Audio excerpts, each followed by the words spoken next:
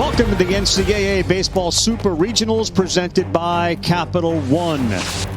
And we are down to the final 16 as the Super Regionals begin today and tomorrow. Rip Griffin Park, Lubbock, Texas, and the temperature is steamy for the Game 1 matchup between the Cardinal of Stanford and the Red Raiders of Texas Tech. Temperature 106, feels like 111, and on the field it'll be even hotter.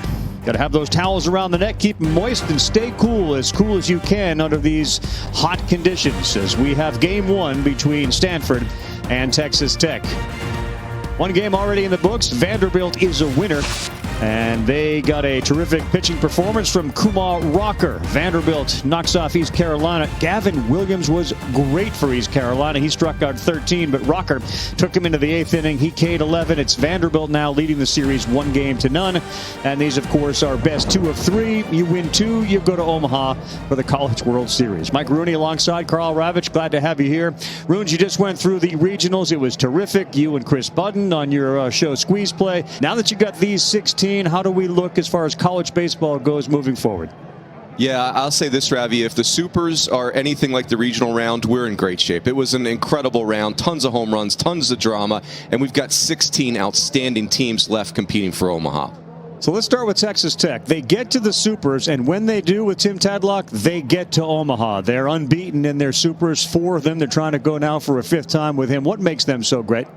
Yeah, I would say, Ravi, under Tim Tadlock, Tech has become a top 5 national brand in college baseball. But when you have to play them in Lubbock, it's an even bigger nightmare. And it's about the offense. And, you know, you start thinking about these winds howling out and how offensive this club is. It starts with Jace Young, their star. It's a familiar last name in this program. Josh was a great player, first-round pick of the Rangers. Jace is almost a more ornery version of Josh, maybe even more power. He's a left-handed hitter. There's no part of the park that's safe for him. And he's really the star on top of what is a very deep and very potent offense.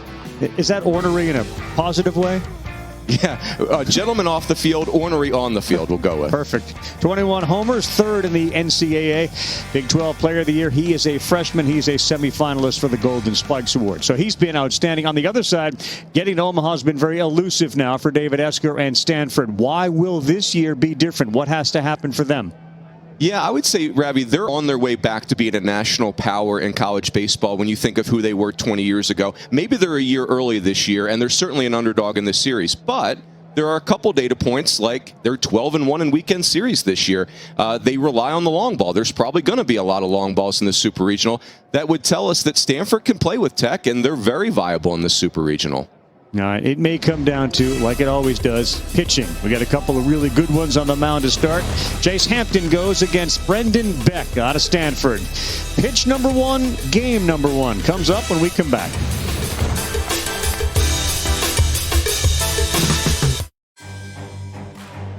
The NCAA Baseball Super Regionals are presented by Capital One.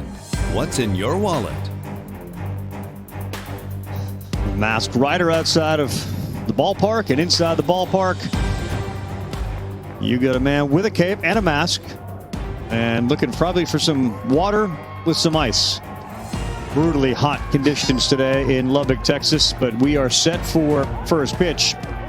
Stanford and Texas Tech. It's interesting, both of these teams coached by guys that are at their alma maters. David Esker played on a championship team when he was at Stanford. Tim Tadlock was a shortstop like Esker back at Texas Tech when he played.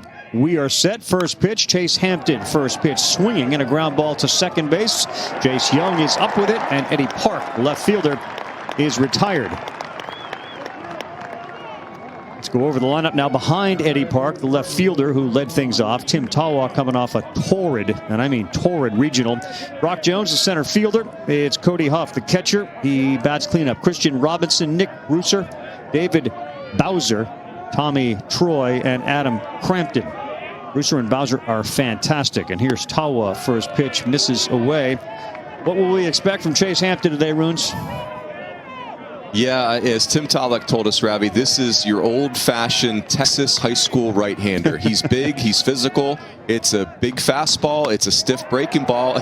It's really, it's not about finesse with Hampton, although he has pitched very, very well over the last 6 weeks. He's been really good the last 6 weeks. This guy, Tawa, was really good in the regionals. Hit over 500. He's ahead 2-0. Swings at that one, and this one is popped to left and fairly deep and just foul. Fair, it's called. Home run down the line, and it looked like it snuck behind the pole, but instead fair ball. And Tim Tawa follows up the regional with a home run here. And just like that, the Cardinal are on top. Ravi, Tim Tawa is a really important player for Stanford. He's their most experienced position player by a wide margin, and so a great start for the Cardinal. I think, you know, and again, Hampton, it's a big power arm, tries to challenge Tawa with a fastball, gets elevated. Pitching up in the zone, I think, is going to be a difficult way to live in this super. I'm curious how many fly balls actually stay in the park this weekend. Well, that one just stayed fair. It's his 11th home run of the season, and Stanford does what they wanted to do and get to Hampton here in the first and lead at 1-0. Brock Jones, the center fielder, ahead 1-0, hitting .295 with 13 home runs of his own. And that pitch is up 2-0. Hampton working quickly but falling behind. Hampton's a primarily fastball pitcher, 71%. He will throw a slider. Curveball and changeup around 5% of the time each. That's the 4th home run he has allowed. All 4 have come on a fastball. 2-0 right in the zone. Strike 1. This is, you know, Hampton's a true blue freshman and pitching with Omaha on the line. This is a big assignment for the youngster. Jones had 3 hits in the regional. There's a breaking ball in there for a strike as he swings and misses. And we're even at 2-2.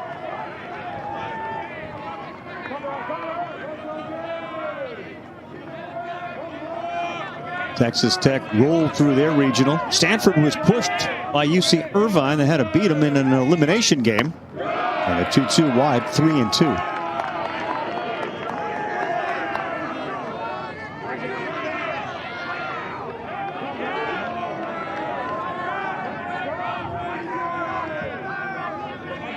It's a sellout crowd at Rip Griffin, and a 3-2 pitch, roll right past and caught by the second baseman, and the out is made. Young.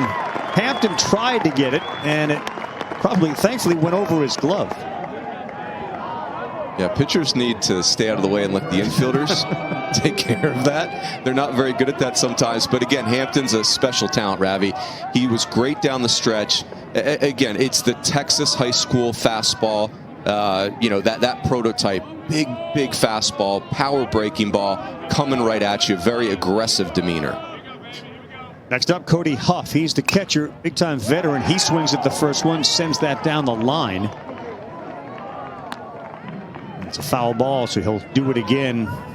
Question is, a guy like Hampton, your ability to forget how quickly you can put the home run behind you and carry on, one of the benchmarks of a good pitcher, and we'll see a few good pitchers in this series. Certainly the guy on the mound to lead things off for Stanford is that way, Brendan Beck.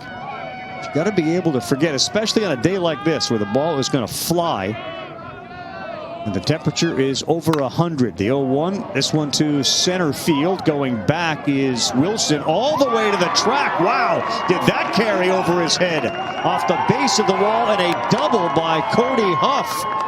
Boy, Wilson thought that was an easy play, and it ended up carrying all the way to the base of the wall, 400 feet away. Yeah, Ravi, this is what's going to define this super regional. This is an F8. I mean, this is a can of corn fly ball that goes off the batter's eye for a double. It just, if you can get the ball airborne in the super regional, you're going to have success. And conversely, for the pitchers, you've got to work down in the zone. So you see the wind's blowing about 11 miles out to center field, left center field. And here's Christian Robinson, the right fielder. Hampton's first one is away. A frustrating first inning for Chase Hampton after getting Eddie Park on one pitch to roll over to the second baseman, Tim Tawa. In his 11th home run of the season down the line in left. Another ground out to second, and now a double. And good numbers you see for Robinson season-wise and in the regional when he was 6 for 16.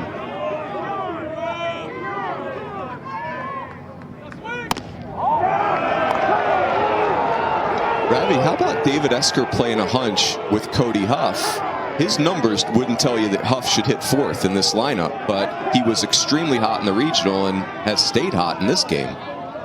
Speaking of hot, Brandon Cooper is your home plate umpire, so we empathize and sympathize with what those guys are dealing with. And yet on a 2-0 call, Cooper getting hammered by the fans there at Rick Griffin. So it's hot as heck, and the pressure from the 4,500 or so Red Raider fans is warm as well.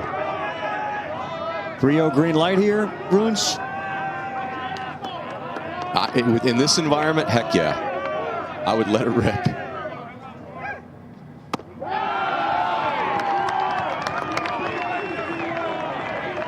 Off his walk. Ravi, I wonder if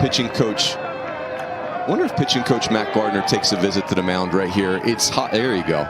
Hot as blazes. Hampton's a true freshman. Massive environment. And to your point earlier, I mean, if you're pitching in this series, you're going to take some punches. This is, no one's going to throw their masterpiece, I wouldn't think, in this super regional. Now, Hampton has started 6 games before this with an ERA of 3.32. So the idea that he is on the mound and it's not one of their more veteran pitchers, and they have a few of those. I mean, guys at least that have done it before. Patrick Monteverde, Mason Montgomery, Micah Dallas is now moved into the bullpen, likely in that closer role because Hampton emerged. But it's not often when you think about conventional baseball that somebody emerges that late in the season and then gets the ball in game 1 of, let's say, the super regional, or if this were the major leagues, game 1 of an LDS. Well, he really pitched great down the stretch in September, so he gets the start. Doesn't usually happen that way. Yeah, I think it's Tim Tadlock and Matt Gardner. First of all, it's a tribute to Hampton's talent. They think this kid's a future star and big draft pick, but also Tech's playing for the whole thing, and their bullpen was too shallow to be that type of team unless they could get Dallas back down there. So big spot for Nick Brewster. And the first pitch, throw down to second behind the runner, and just diving back safely is Huff. Boy, Braxton Fulford let that fly. And it was close. Yeah, and this Texas Tech plays a very free style of baseball under Tim Tadlock, and that's what you're seeing right here. Their players are free to just go and try and make plays. Falling behind again, Hampton. It's been a trend here in the first, the 1-0. Good pitch, slider there that he swung right over the top of to even it up 1-1. You can see, Ravi, Stanford's lineup extremely physical. There's not a lot of small on-base guys, if any, in this lineup. Even Tommy Troy, one of their smaller players, has tremendous pop.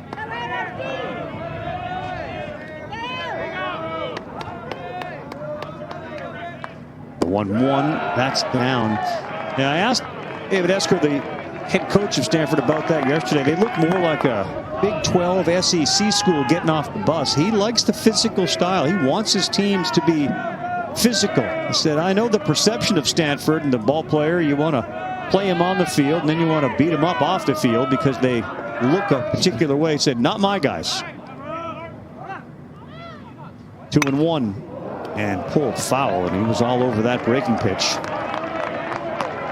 Yeah, speaking of aggressive, think about that 2-1 breaking ball.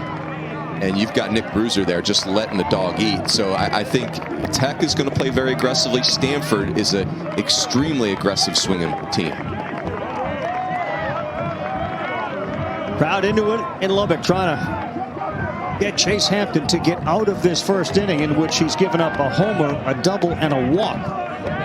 The 2-2 two-out pitch to Nick Brewster, the first baseman. Will not swing, and we go full 3-2. You can see Hampton kind of begging for the chase. And again, put yourself in the shoes of the pitcher. 100+ degrees. You're in the middle of an AstroTurf diamond. First inning super regional. You're a freshman. You can feel it. Yeah, he knew he made a good pitch, Ravi, and it's just a better take by Brewster. He wanted that one. Brewster at 308 with 10 homers and 31 RBI on the season. 3-2. Good pitch. This one is into left field. It's going to get down in front of the center fielder. Huff will score. And Robinson will stay at third base. But a good 3-2 Nick Brewster single back up the middle. And it's 2-0 Cardinal.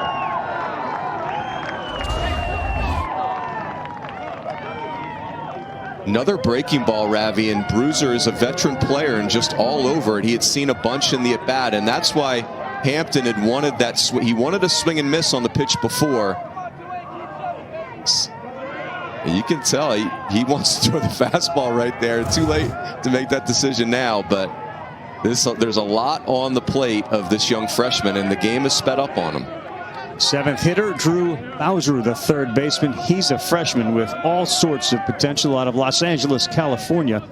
4 for 16 in his first regional. Another slider that he swings at and misses. And he finally gets ahead of a hitter, 0-1. Bowser, if you talk to their team and their head coach, is a guy who could easily have gone in the first 5 rounds, and of course the draft was 5 rounds last year, but his life plan was to play for Stanford and win championships. Not just play for Stanford, but win championships. Yeah, and Ravi, you could see, first of all, Bowser, 6'4", 215 pound. This is an athlete. He's not just a big kid. He's a really good athlete. And you get Ryan Braun comps. The stance even is a little reminiscent of Braun, but you know, it's hard to get a kid like this through the draft. It really is, and he's got big time upside here at Stanford. Mom went to Stanford and really committed to the concept since he was a little boy. 1-1. This one is into right field. Another run's going to score. That's Robinson from third. Back-to-back singles and RBIs for Brewster and Bowser, who we talked about as being clutch, and they have been. It's 3-0.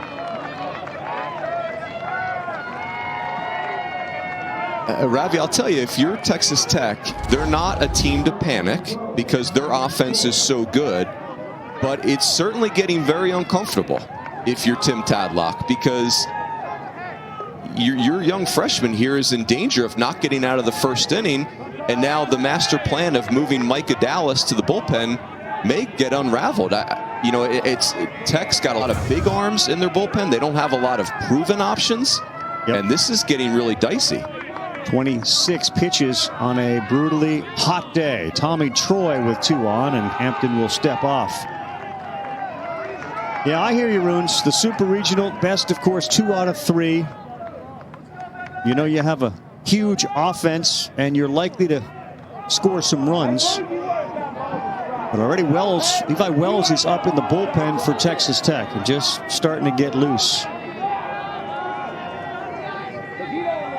4 consecutive Cardinal have reached the bases. Huff with a double, a walk, and then 2 singles, and he locked them up there. Tommy Troy, 0-1 on a backdoor breaking ball.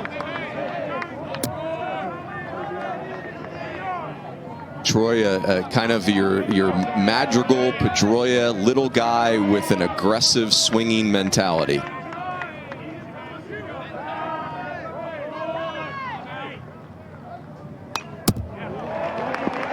Ahead 0-2.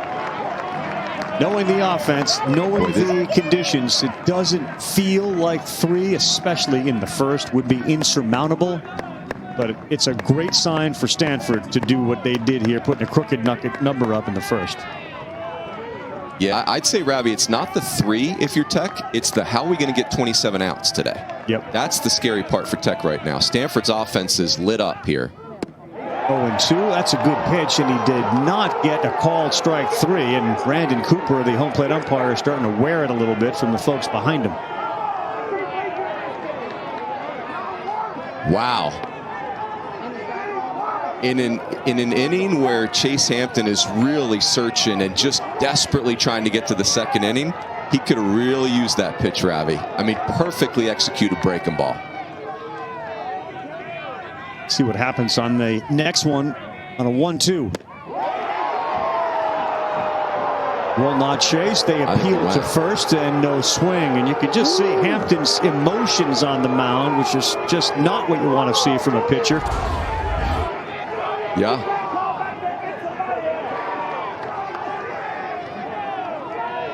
Wow. It's the best angle to see if there was a swing. I don't think he swung at that. It appeared to be a check. Yeah.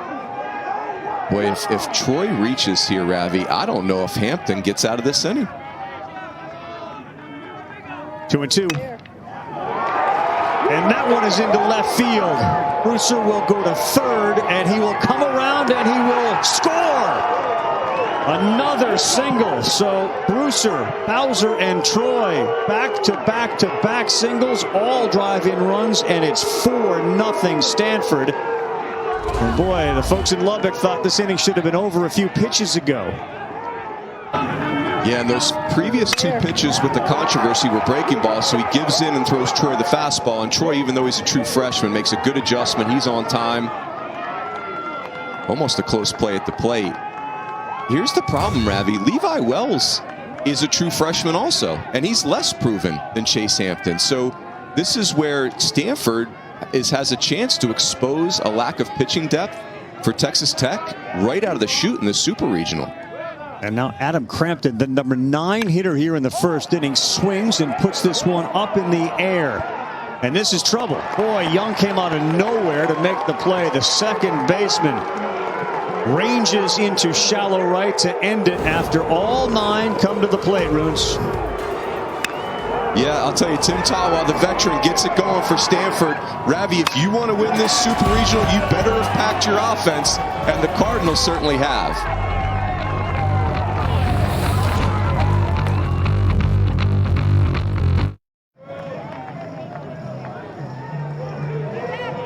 Four runs, 5 hits. And the Cardinal here in game 1 leading 4-0. Texas Tech hasn't stepped to the plate. Carl Ravitch, Mike Rooney as we head to the bottom of the first. And, well, Brendan Beck, you're going to get the ball and you're going to have a 4-0 lead. How's that make you feel? Yeah, and I'll tell you, Ravi, the one advantage, the biggest advantage Stanford has in this series, you're looking at him, Brendan Beck. You know, this is Tech starting a true freshman on the mound. Beck he's been in the rotation for 4 consecutive years. It's a power arsenal. It's the polish you'll get from a kid that's made 44 career starts. You're going to see a lot of fastball and a lot of breaking ball.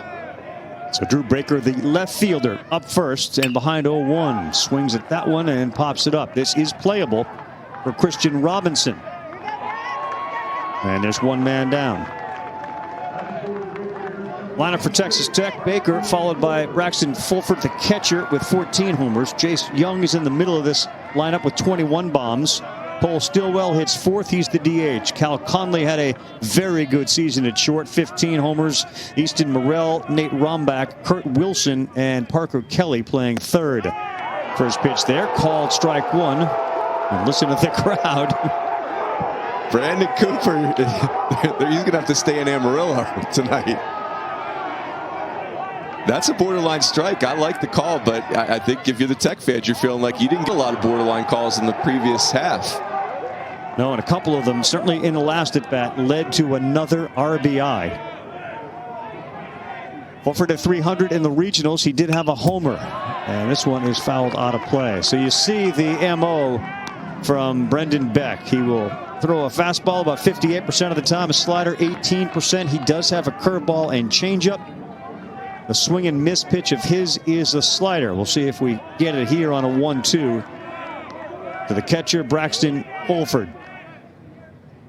A little high. Yeah, 2 different breaking balls. The fastball's got some nice angle to it. He's over the top. It's downhill, and he can create swing and miss with both the curveball and the slider.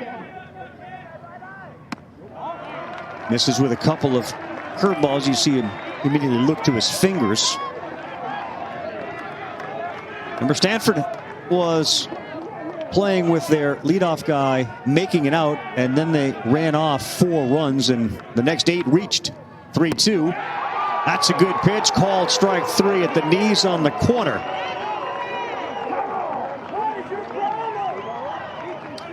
Ravi, I'd say, you know, in Brandon Cooper's defense, these borderline strikes for Beck have been fastball.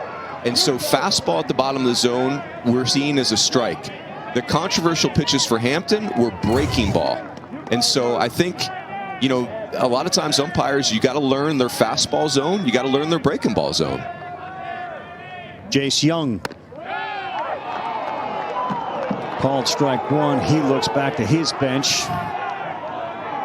Got to really protect if you're Texas Tech against letting the strike zone, especially this early, become a factor in the game. This one is rolled slowly to second. Young is out at first by half a step. Brendan Beck goes 1, 2, 3. And here come the Cardinal. Top of the order when we come back, leading 4-0.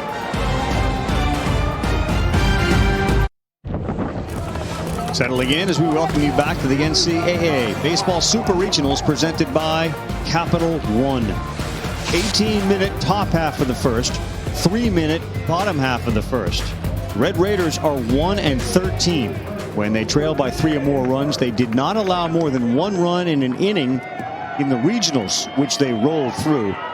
And during the break, Brandon Cooper, the home plate umpire, was getting an earful from Tim Tadlock. Strike one here to start from Chase Hampton. It is again Eddie Park, the leadoff hitter, who grounded out to start the whole thing off. Be followed by the home run hitter Tim Tawa and Brock Jones. That stat is shocking to me. 1-13 when behind by 3 or more for Tech. Ravi, with an offense like this, you would think they have, certainly 4 runs is more than doable for Tech. The 1-1, 2-1. Really important, I feel, Runes, for Hampton to get a couple of outs and get a couple of outs fairly quickly. Yeah, and I totally agree, Ravi, but the challenge is I don't know that he's very sharp right now. No, he's not. And, you wonder, the first inning, all the adrenaline of pitching in your first Super Regional in this heat, and the results being what they were, you wonder how much Hampton has left in the tank, even with good results. Well, he's fallen behind 3-1. And Park a little late, the freshman. Out of San Jose, California. Played in 29 games this year. Started 15 of them. And later in the year became a regular in the outfield. This is a full count. 3-2, and Park goes the other way, and that one is caught. And arranging to his left to make the play, and there is 1 down.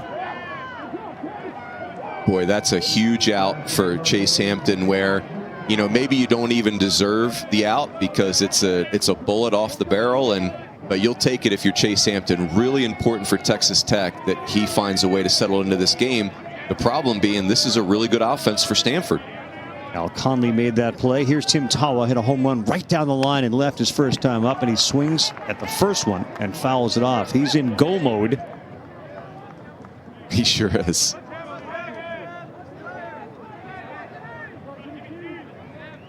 That's kind of out that perhaps would settle you down, except you're looking at Tawa and then Jones, 2-3 in the order for Chase Hampton, the freshman, who is throwing his 40th pitch.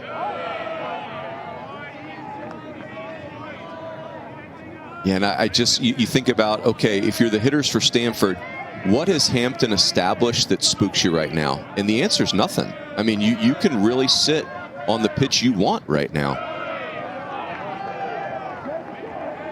Yeah, and they seem to have a really good game plan. They're laying off all the breaking pitches, waiting for the fastball.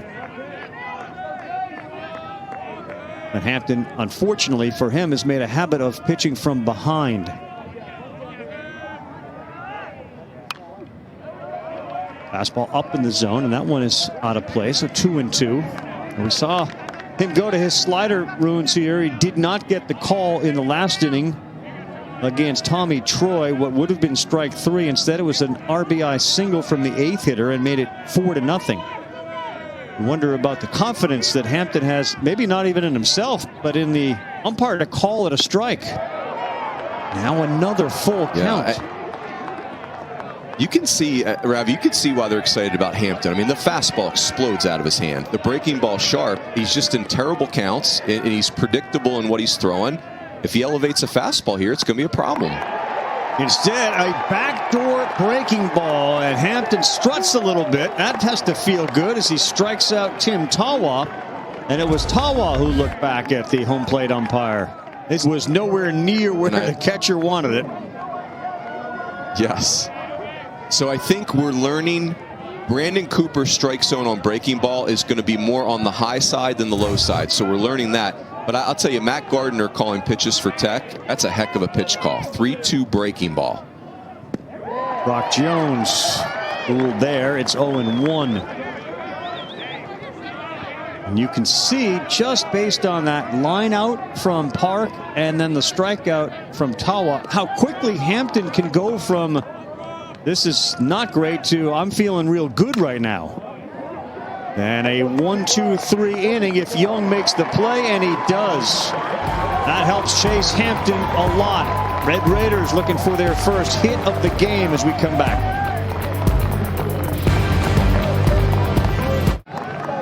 Bruins and Ravi back with you as the Super Regional between Texas Tech and head coach Tim Tadlock underway with Stanford. His 9th year there. His 4th World Series appearance happened last year as they go back-to-back and trying to get back, obviously, here in 21. When I say last year, I obviously mean 19, since we didn't have a World Series last year. The bottom line there is the big one. He signed a lifetime contract with Texas Tech in May.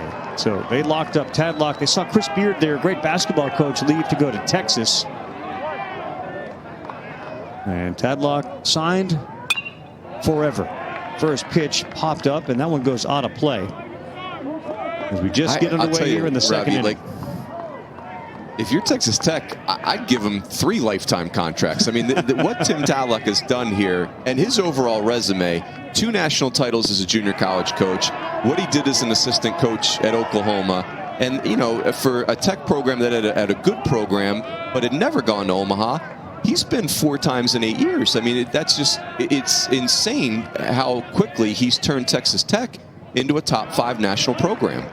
Well, I think that's your point, and I think it's a point well taken. When you think national powers in college baseball, most of it focuses on the SEC, but you absolutely have to include Texas Tech in this conversation, and they have to be in it with all the other powers that come out of the SEC or the West Coast. As Stillwell puts this one up in the air, and it will not carry any further than the glove of Brock Jones, 1 man down here in the second.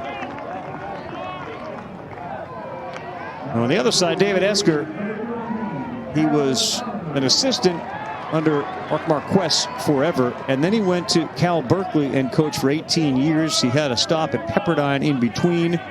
He took Berkeley to the College World Series. His dream is to get Stanford to a College World Series and win it like he did as a player. Back in 1987, the Cardinal went back-to-back in 87 and 88. Yeah, and Ravi, David Esker's gonna get Stanford back to Omaha and then some. They're gonna get there with regularity. Now Conley, first hit for the Red Raiders, and he is aboard with 1 out here in the second, and that's gonna feel good for Texas Tech. Just to remind them that Brandon Beck is not necessarily, you know, Kumar Rocker or even Gavin Williams from Game 1, Vanderbilt and East Carolina. The 2 of those pitchers, as you see in the upper right-hand part of our screen, combined for 24 strikeouts. Williams had 13. Vanderbilt, a winner, to go up 1-0. Easton Merrill, the right fielder. Good pitch on the corner, and he's dotting the corners. Sure is. Gavin Williams' future bank account, Ravi, had a really positive day today, I think. I agree with you. I would agree with that. 99 miles an hour Gavin Williams from East Carolina was throwing. 0-1 to Merrill. Breaking pitch. He fouls that off. And you can see the movement that Beck has. Beck, of course, the younger brother of Tristan Beck, who is now a member of the San Francisco Giants organization. Tristan was once a Brave, traded to the Giants in the Mark Melanson deal. And during COVID, both of these guys ended up back at home, which afforded them the luxury of having somebody to throw with, somebody to pitch with. Oh, high.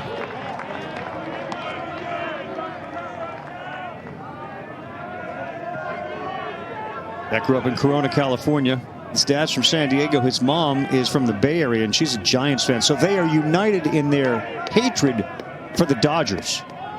So older brother Tristan being on the Giants works out really well.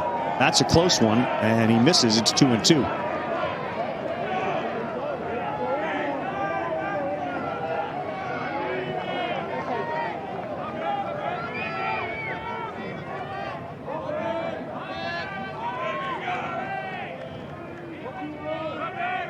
Brendan Beck set to deliver to the right fielder. Late on the fastball into the mitt, and a strikeout for Beck. That's his second.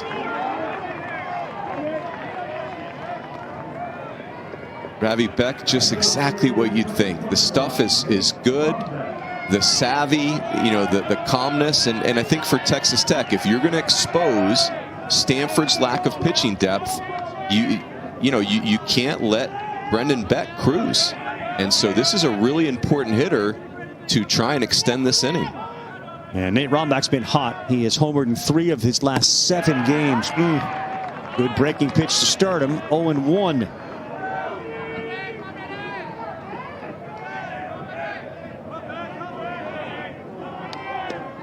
The 2 in a game against Baylor in the Big 12 tournament. He's got 8 on the season, and 3 of those 8 in the last 7 games.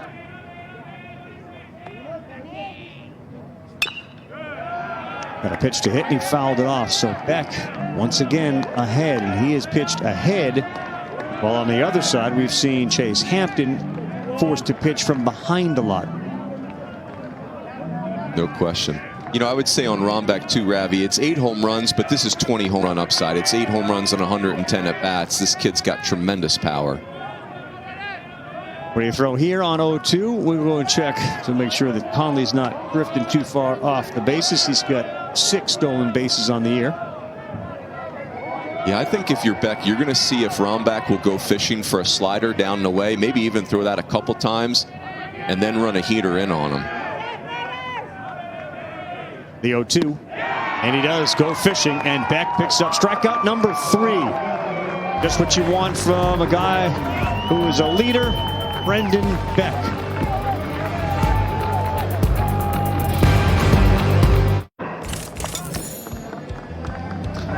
Welcome back to Lubbock, and Stanford, it could not have been a better start. Tim Tawa, their veteran leader, runs one out of the yard, and they were off and running. Nick Bruiser single up the middle. Drew Bowser, the talented young freshman, hits a screamer to right. And the next freshman, Tommy Troy, fights his way through a 2-strike at bat. And this Stanford offense, which is really a calling card for this club, off and running. Sure are. 6 times they've scored 4 or more in the first, and we're going to see if Hampton, working here in the 3rd inning, but having thrown 47 pitches, can start to get ahead. He has been 2-0 or 2-1 to half the hitter, 6 of 12. And now ahead 0-2, which is good, which is where Beck has lived, Runes. He's gone 0-2 to 6 of the 7 he's faced so far. So Brendan Beck, a terrific start. Yeah, Beck is putting on a clinic, a pitching clinic, establishing your breaking ball for strike. He commands it out of the strike zone for a punch out. Hampton, I like the pitch sequence here. 0-2, this one to center and fairly deep, but Wilson's able to run that down. So Huff, who doubled and scored, is retired on a fly ball out to center field. The NCAA Super Regionals coverage continues tomorrow on our family of networks. For more information, visit ncaa.com, the home for all 90 NCAA championships.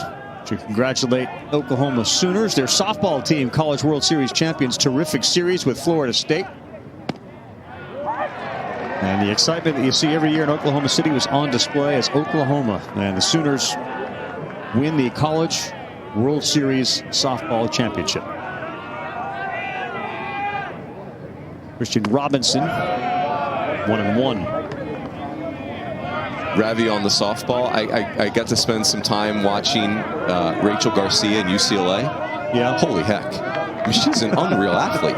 I'd pay to watch her play like 12 different sports. It's a great watch if you get a chance to go there. People rave about being in that city. Everything about it works. The pace of the game, the attitudes, their abilities, of course, over overarchingly are unbelievable.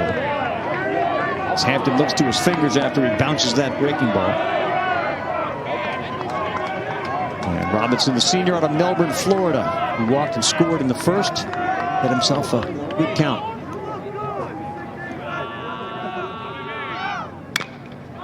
Three and one. This one on the ground, playable. Let's see if Hampton gets over there. He does. That's not an easy play, but a good job by Nate Rombach to lead him properly. And there are two down. Ravi, Matt Gardner's calling pitches for Chase Hampton in this game. The pitching coach for Texas Tech, and I love what he's doing here. Hampton struggled with the breaking ball tremendously in the first inning, got into it with Brandon Cooper, and he's really forced that pitch on Hampton. If you're going to go deep in this game, you've got to have that pitch. The first two pitches of that inning were breaking ball. Now he's starting to mix the changeup in. I really like the trend for Hampton.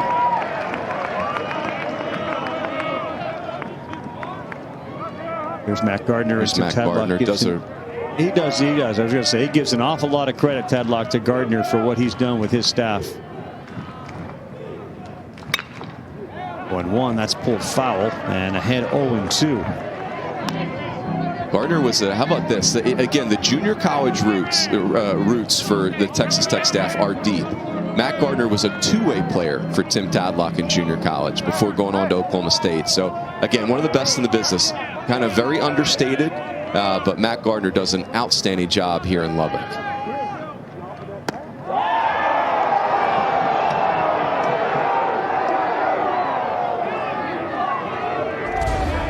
Just when Brandon Cooper was starting to make some friends around here, Ravi. Yeah, generally, that type of reaction right there from the pitcher just doesn't win you points with any umpire. No, it doesn't. It just doesn't. No, and I'm not saying you can't empathize with him. Yeah, and I'm not saying you can't. You understand it. I certainly can appreciate the frustration. But I'm betting if he stays, his next year and as a junior, you'll probably see less and less. 2-2. This one is into center field, and Wilson is there to make the play. Hung up long enough for him. And after that first inning, Chase Hampton is now retired 7 in a row. Head to the bottom of the third, 4-0.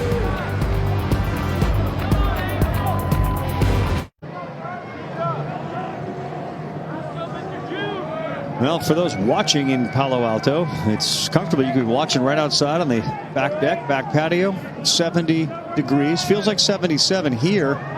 It's interesting. It's 106, and yet somehow it feels like 103. I generally have never seen it actually feel cooler than the actual temperature. Ruins, you in on that? Yeah, no. Both numbers are not comfortable. However. I don't know that I've ever seen actual temperature and have it feels like be colder unless maybe the winter with a wind chill. And Beck back on the mound gets a swing and a miss from Kurt Wilson. So it's 8-9-1. Shows how good Beck has been. He's allowed one hit. Breaking pitch on the corner. 1 ball, 2 strikes. For the series start today, 4 more start tomorrow. Vanderbilt already a winner in their first game. Swing and a miss, and Brandon Beck is locked in. 3 consecutive strikeouts, 4 total. Ravi, when you're facing a pitcher like Beck, who's a veteran, who's got real stuff, you may get one pitch in an at-bat where you can get something accomplished. And Texas Tech has just not been able to do anything with it. They are chasing him every at-bat. He's been just absolutely dominant. That may have been the pitch. It's fouled off by Parker Kelly, the third baseman. So stick with Beck for a second. 115 strikeouts, 22 walks in 93 innings coming into the game. So over 11 strikeouts per 9. 0-2. The 115 strikeouts, the most since Mark Appel back in 2013. The ideal Friday night starter, you're going to get a quality start. He started 13 games, and 11 were quality starts, and that is a filthy pitch way outside. That is strikeout 4 in a row, 5 overall. Yeah, Ravi, you mentioned it. This is what you want in a Friday night guy. It's sturdy, it's strikes, it's stuff. Another slider right there. And you know, again, Stanford knows exactly what they're getting in every game one when they throw Brendan Beck out there. 2 down, and we're back to the top of the order. Drew Baker. He flew out to right his first time up. 7 swings and misses from Brendan Beck. That one is hit hard and to the shortstop. Nice play by Crampton on the backhand, and he fires over to first to pick up the out. So when Beck does get hit, he's got a defense behind him. Crampton outstanding. Beck locked down through 3.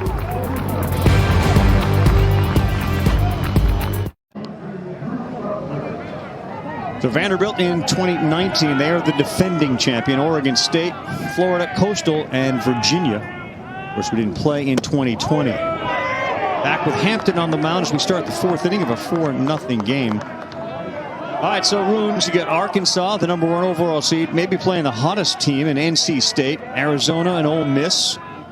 We saw Vanderbilt grab a lead, a swing and a miss and a good slider. Texas, of course, is there. Tennessee and LSU is going to be interesting. Mississippi State, Notre Dame, and Virginia and Dallas Baptist. Got some thoughts on overall the 16 teams? Yeah, you know, Ravi, I think each of the super regionals has some of its own intrigue. I am very curious to see if the home run barrage continues. We had so much of it in the regional round. It was fun. You know, we had tons of walk-offs, but now the pitching ramps up as you get to super regionals.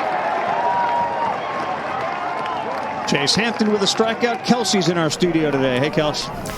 Hey, Carl. Thanks so much. First game of the day was ECU and Vanderbilt, and I mean, how about Kumar Rocker and the start that he got off to, Adam? He was on his game. He was firing, I mean, pumping strikes left and right, striking out 11. He was awesome. Vanderbilt holds on to win it 2-0, Carl. Good start for Tim Corbin, the defending champ from 19, and the Rocker Leiter, 2-headed monster. We'll see how they deal with Jack Leiter in game 2. Tommy Troy, 2-0. What else, Runes, Ravi, about I'm going to share regionals? Supers. Well, let's just stay with Vandy for a second. You know, so Kumar Rocker and Jack Leiter, the headliners there. I had an SEC assistant coach text me earlier in the year, and we were talking about Vandy having Rocker and Leiter on the same staff. And, you know, I'll give you the G version. His text was, he said, Rocker and Leiter on the same team. Get the bleep out of here with those guys. You know, like, how are we supposed to compete with that? They got 2 guys that are going to pitch in the All-Star game someday on the same college staff. 2-2, and you can see Hampton has gotten into quite a rhythm after that disastrous first inning. Boy, he's really found that breaking ball, hadn't he? He's been able to lean on it for a strike. He's been able to expand the strike zone with it. 2-2 to Troy. That ball is hammered but foul. Now the danger for Hampton is, can he stay a pitch ahead of the Stanford hitters? Because as aggressive as they are and as many breaking balls as he's leaning on, they're going to start to sit on that pitch. So many times you see the breaking pitch down and away. Strike zone has been up and in, and that's where a lot of them have gone. And there's another one. Yeah, maybe the bigger issue for Hampton is he's about to throw his 70th pitch, Ravi, and it's been a hard day's work. You know, I certainly don't think Hampton's going over 100 pitches today, just based on the heat and how much stress he's been under. 2-2, big pitch, and he fouls it straight back. I would agree that the funny part is he's retired 8 in a row, Runes, and it's not as if it's gotten easier, but the results have been so much better. It feels like it's gotten a little easier for him. Yes. Yeah, I think that's fair. I think the first inning took so much out of him. He's dealing with a half-empty tank at this point. Yep. 2-2, and a good job by the 8-hole hitter, Tommy Troy. Yeah, and I also think that because there's been such a reliance on that slider, and you can see, like, Hampton's not walking around the mound like a guy who's fresh. I think he's going to run into a problem on one of these sliders if we're not careful.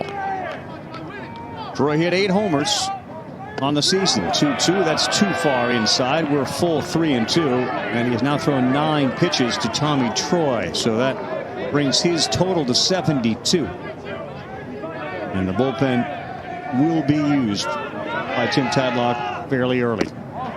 Misses on a 3-2 and a 1-out walk.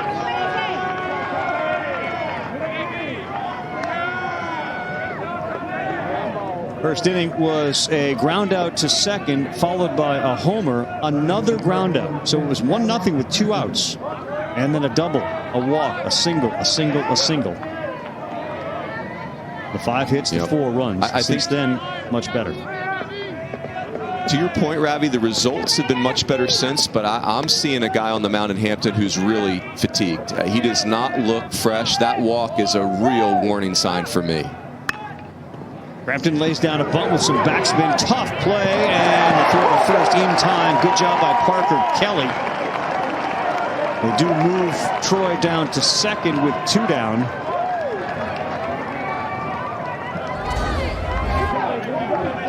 Ravi, Parker Kelly's in here for defense, and this is an unreal play. With the spin of this ball, I mean, he's literally got to curve that ball around the base runner.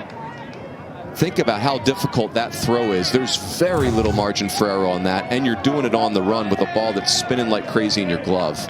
Really nice play.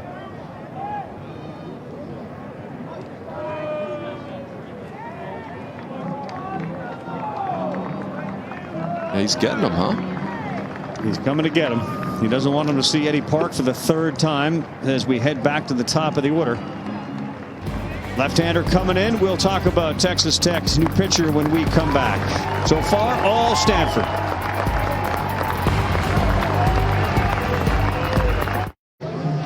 Bruins and Ravi here after the sacrifice. 5-3 moved Tommy Troy to second. Tadlock made a move to his bullpen. He'll bring in the lefty out of Oklahoma, Derek Bridges. Hampton exit stage right fairly quickly, seeking shelter, seeking better temperatures, and probably doing some things behind the scenes that you would only do in a situation where no one else is going to see. A frustrating day for Chase Hampton. I mean, this is what the postseason's all about, Ravi. Look at Bridges' numbers. You've got a kid throwing in game 1 of a super regional that hasn't even gotten to 10 innings on the year. Now, you can see why he's in the game. It's more than a strikeout an inning, and he's throwing strikes. And Bridges is a guy that's a little funky with some arm strength. He's going to throw a ton of fastballs to the right-handed hitters and then be a little bit more slider heavy. The slider's going to be a really tough look for left-handers here. Out of Duncan, Oklahoma, he will face Eddie Park. He's the leadoff hitter for Stanford. He's 0 for 2 today. Lined out to the shortstop his last time up. First one misses.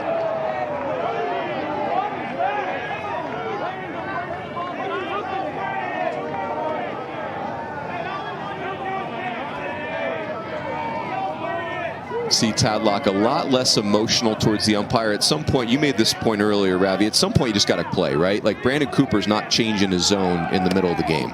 Right, runner goes down to third. The throw is not in time, and a stolen base. Aggressive base running from Tommy Troy.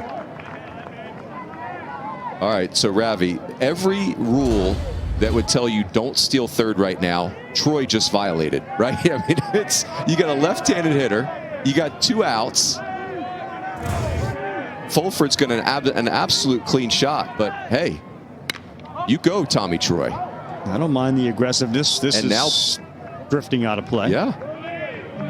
And if if you're David Esker and you think Bridges wants to live on the breaking ball versus your left-handed hitter, spike I one. mean and Park is your leadoff guy, so he would lead off the next inning. But obviously, you better be sure if you're going to steal third in that spot. Bridges on relief. He chose Texas Tech over places like Oklahoma State, Wichita State, and Missouri. 2-1 sweeping breaking pitch. Misses. 3 balls and a strike.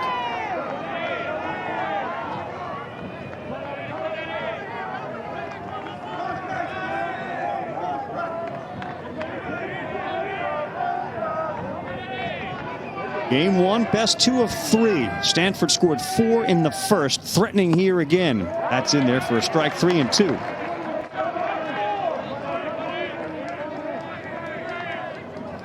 Ravi, if you're Texas Tech, you do not want Tim Tawa getting to the dish in this inning. This is a really important pitch.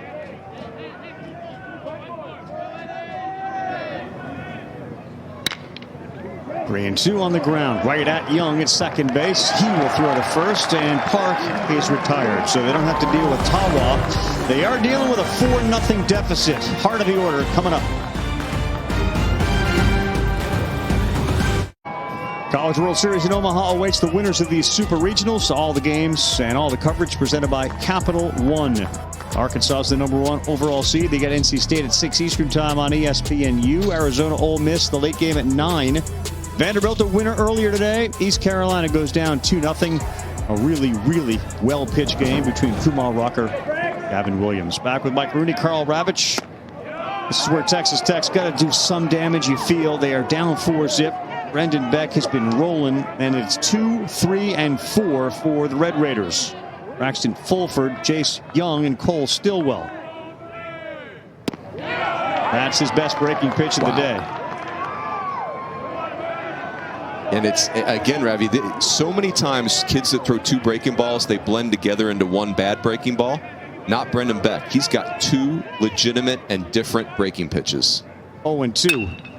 That one is hit to third. Diving play. How about Bowser? And boy, the last 2 plays by the left side of the infield for Stanford on balls that were squared up have been outstanding. Boy, what a play by Bowser. The athleticism to get there and to get up and throw accurately right there. This is a bullet off the bat of Fulford right now. The danger for Beck right now, Ravi, is that's 2 really hard hit baseballs in a row. Yep. Baker grounded out to the shortstop. Crampton made a great play, and Fulford just was robbed by Drew Bowser. This is Jace Young, one of the best players in college baseball. Look at the numbers, all of them. All of the numbers. That's what he's got. He's got all of them, but he pops this one sky high. Tawa is called off by Christian Robinson for the out. So they were 2 men down. And this week's Sunday night baseball game, it's the series finale. The rival Cardinals and the Chicago Cubs. Northsiders half game behind the Brew Crew in the Central. St. Louis 2.5 games back. We will start everything at 6 Eastern time on ESPN and the app with Baseball Tonight Sunday Night Countdown. A lot of injuries for the Cardinals. They're seeing guys drop left and right. They're still very much in that race. And another breaking pitch and a good one to Cole Stillwell.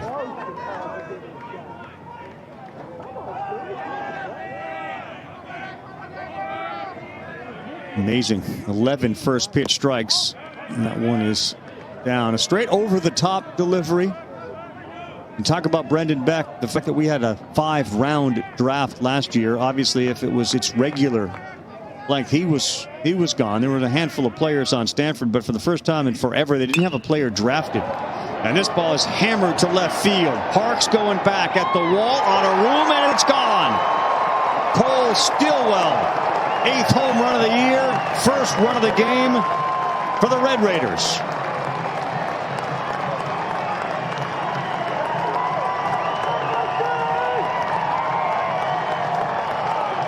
You mentioned it, Runes. A couple of hard hit balls. Then there was the pop up from Young, but maybe Texas Tech starting to figure out Brendan Beck a little bit. Yeah, and Beck's throwing strikes, so they know they can be aggressive. This is a 1-1 breaking ball. It's what makes it really impressive for Stillwell. And that, you know, as good as Beck has been trying to force it fair, that's a really impressive piece of hitting.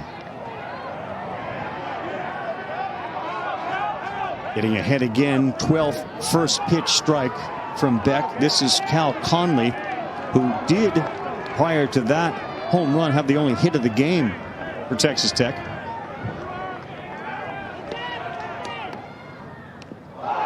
Breaking ball, got him, and he's going to take first base. So all of a sudden, a little unsteadiness from Brendan Beck.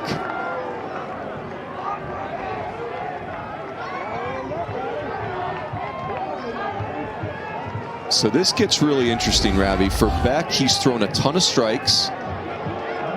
Yeah, I just think that's a natural reaction for Conley. That ball, it was such a miss for Beck. He had no chance to get out of the way of this.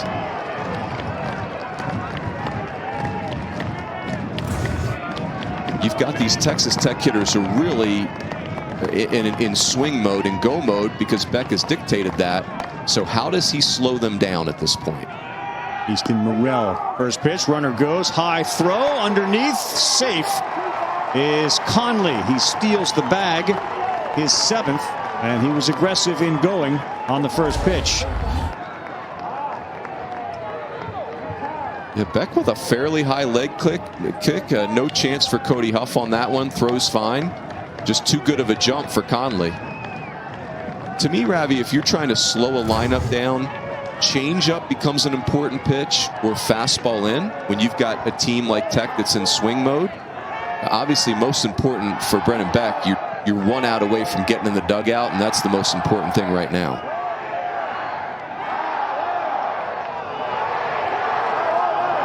What's he doing there, Runes? Trying to figure out what the call is here? It looked like the numbers that were given were not, they weren't on his wristband. And so he was relaying into Thomas Eager, the pitching coach, hey, here's what I want to throw. It sounded like he was saying 4-4-4. I like this visit by Thomas Eager. Beck is just a little out of sorts right there. And you're so close to getting out of this inning, there's no sense messing with it.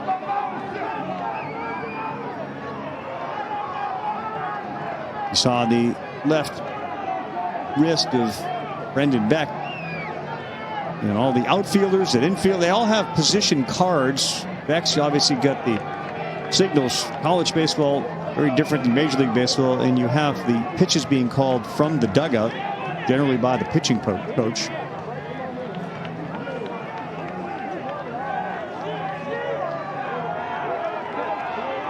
It's a little scary though, Ravi. Like, you don't want any discrepancies in your signs. You don't want to lose any faith in your sign system. That's a bad thing. 1-0 to Merrill. Good pitch. Down and away. Not much he could do with it. And it's 1-1. Home run from Cole Stillwell gets Texas Tech on the board.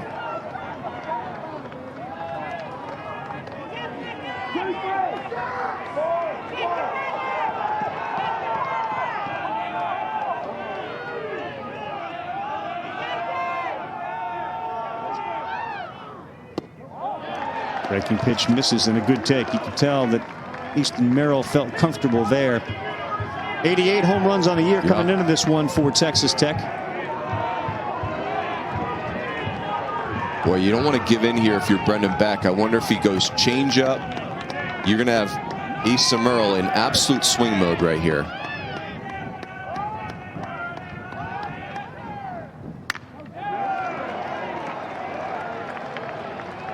How about that fastball, and he fouls it off. That could end up being a big miss for Merrill. That was a challenge pitch, and now you got to believe a breaking pitch, slider in, curveball will come from Brendan Beck, who's been pushed a little bit this inning, nearing the 50 pitch count.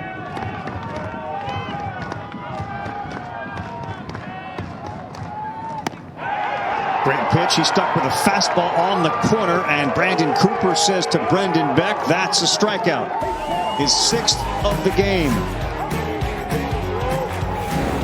There wasn't much that Easton Merrill was going to do with that one. See where the location is. See you later.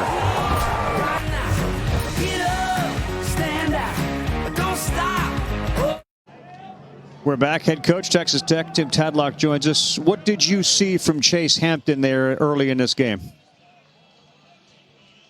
Yeah, I mean, just tip your hat to Stanford. They came out, and really, whether he threw fastball or breaking ball or change, and if it's in the middle of the plate, they put a good move on it. Mm-hmm. Tads, Brendan Beck's a veteran who's sharp today. What do you need from your hitters adjusting to him? Yeah, he is. He's really sharp. He's you can see he's been around the block a little bit, and we definitely need to make him throw it over the plate, push the ball out, and just put some good swings on some balls and have some good fortune. Pat, thanks very much for being with us. We appreciate it. Okay, you guys enjoy. Appreciate it.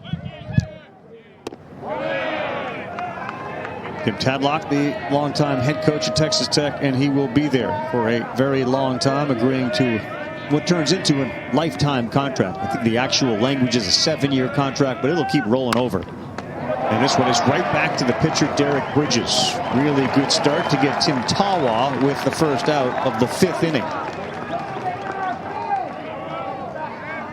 You know, again, Ravi, I don't think it can be overstated what Tim Tadlock has built here in Lubbock in short order. 4 trips to Omaha in a 10-year span is, you know, it's so hard to get to the College World Series. They've done it 4 times in such a short amount of time.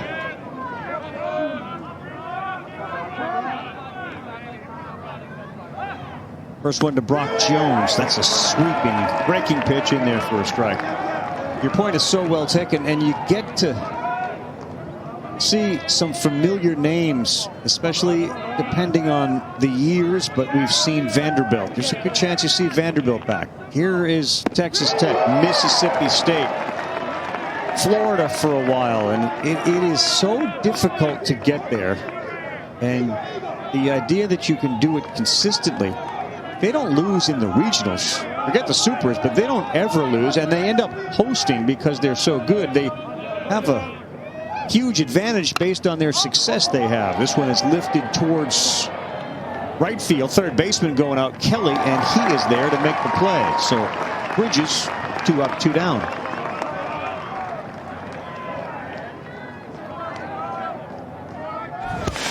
And this brings up Cody Huff, and all number 25 did in the regionals was that.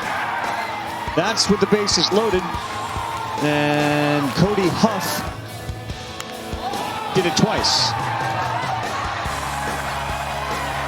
So if you like 8 RBIs and 2 grand slams, then you like a game you're having. Yeah, Cody Huff, who's really an elite defender at catcher, and the offense is a bonus for Stanford. If you believe in the power of the mustache, Ravi, because that is also very strong. The bat is strong and the mustache is strong right now. Foul tipped right into the mid, 0-2. At the collegiate level, for the most part, mustache is strong. I'm not certain that it actually needs to be very full. Just the mere effort and the confidence you have to wear it. I mean, that just says something right there about Huff. And spot on. We don't need Tom Selleck's stash. Yeah. And off the end of his bat, and that's caught by the shortstop, Cal Conley. All right. Bridges has settled things down. See if Texas Tech can get more runs as we head to the bottom of the 5th.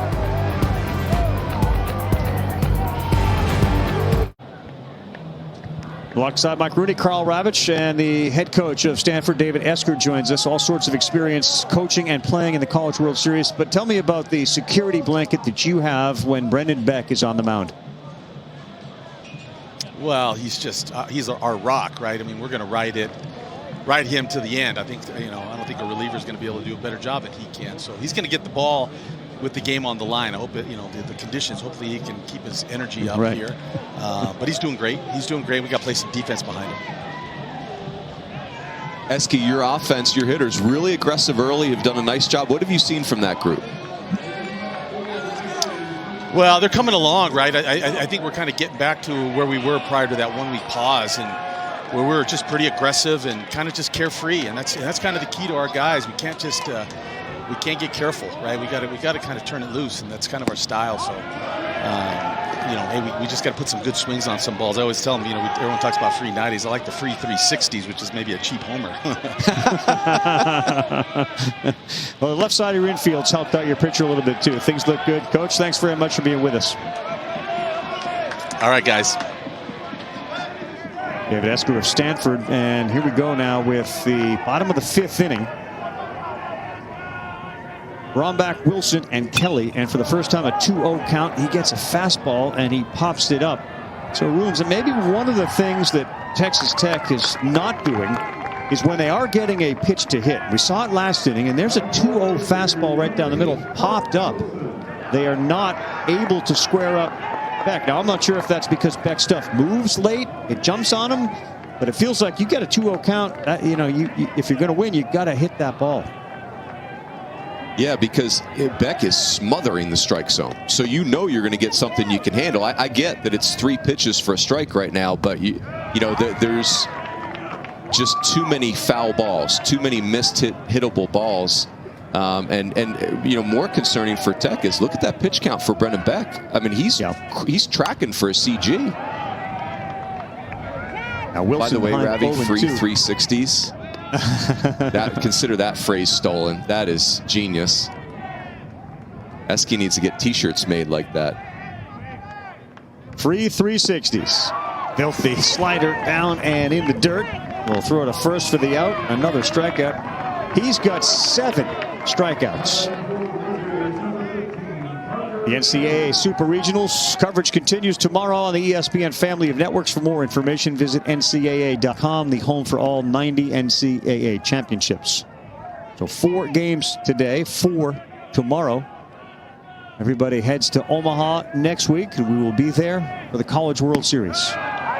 Strike 1 on the corner to Parker Kelly. 7-8-9, and he's dominating. Just shoving it. Yeah, I mean, I'll tell you, Ravi, even though it's 4-1 Stanford, it feels like the momentum of the game had switched to Texas Tech, but they got nothing to show for it. Yeah, a little bit. Yeah, and it's almost like Beck's a one-man band as Stanford's hitters have kind of started to struggle a little bit, but if Tech's not careful, you do worry that for them, the Stanford hitters are going to start to figure it out again. Another 0-2. And that's fouled off. So he's gone 0-2, Runes, to 11 of the 18 guys. Yeah, and I would say this, Ravi, if you're the Texas Tech hitters, if you get a fastball, it's going to be middle away. He's not pitching in at all. And he's killing the down and away spot. So I think you got to meet him there. You got to hunt that pitch. Well, it was not lost on anybody what David Esker, the head coach of Stanford, was alluding to. Like, the conditions are brutal, but we are not letting the ball come out of this guy's hands. We don't have anybody as good as him. And how about 2 strikeouts in the inning, 7 in the game? Get him some ice, get him a cup of water, and let him keep on rolling. Brendan Beck. Can't spell Beck without a K at the end, and he's got 7 so far, keeping Texas Tech under wraps.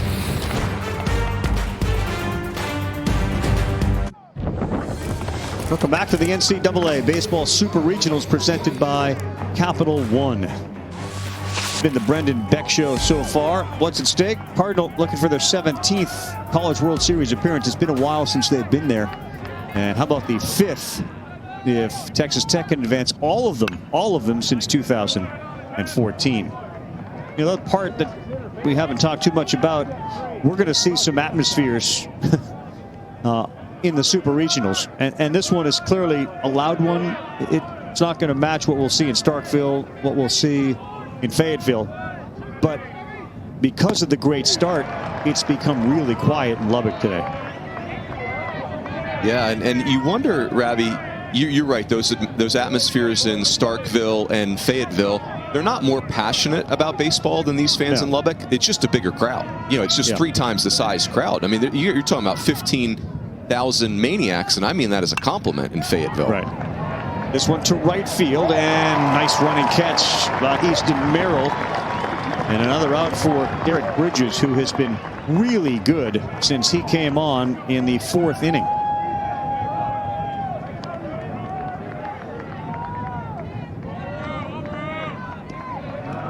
He has thrown 13 Bridges strikes is the overall. MVP for MVP for Tech right now, right, Ravi? I mean, this is, you know, after Hampton had really wobbled for most of the game, Bridges has come in and just been clinical. He has thrown 10 consecutive strikes. Nick Brewser, the first baseman, looks at a ball that was real close to number 11 in a row.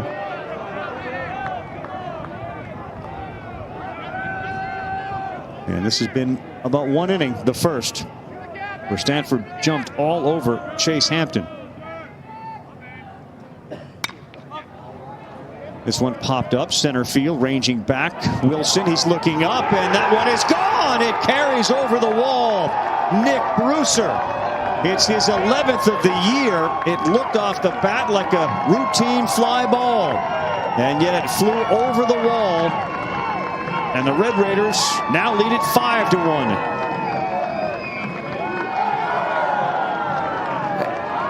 Ravi, I love what David Esker told us. We can't be careful. And their aggressiveness had led to some easier outs for Bridges, but they keep hacking Stanford. And he gets a ball elevated, does Bruiser. And you're just not going to keep a fly ball like this in this yard today with this wind howling out. Brewster on the ground, backhanded at third. Kelly. Oh, it could not be handled by Rombach, and now it bounces towards right field. And staying at second base will be Bowser. What an effort by Parker Kelly, and Rombach could not come up with the short hop.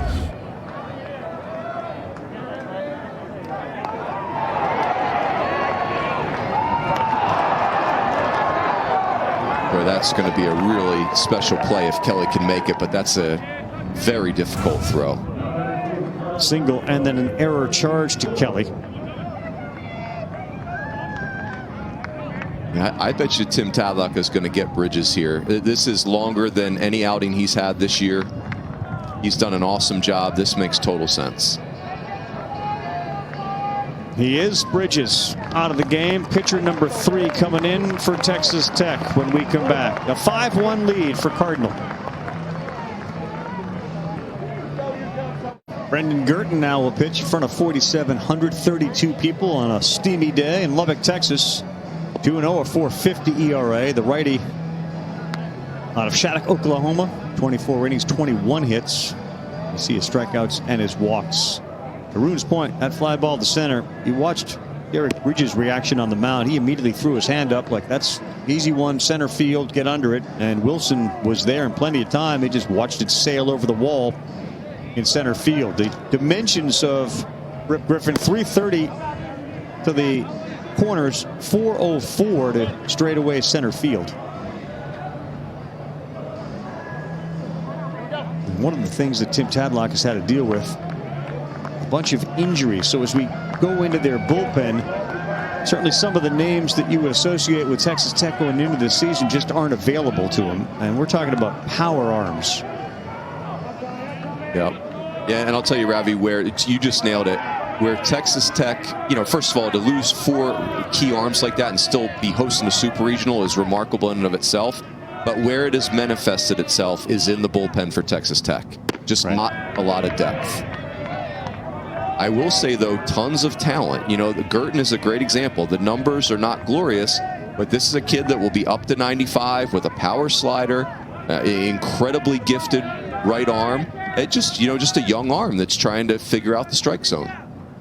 The 1-0. That gets Pye, the catcher, Olfert, and down to third base goes Bowser. So an error and now a pass ball. And just like that, you're down 5-1 and you got a runner at third with only 1 out. Ordinarily with the park playing the way it is, Ravi, you'd never think about playing for 1 run. But the way Beck's dealing, I wonder if at some point in this at bat, David Esker doesn't think about a squeeze. Troy is his 8-hole hitter, and get your guy Brendan Beck 1 more run. Could be. You see, Tadlock has pulled his infield in at the corners and at second base. Conley is about 10 feet off the grass. They actually called that a wild pitch. It looked like a ball Fulford would tell you probably should have had. This one is driven to right field, and Morrell goes back. He makes the catch, but the error and the wild pitch will allow Bowser to tag from third, and Stanford now leads it 6-1.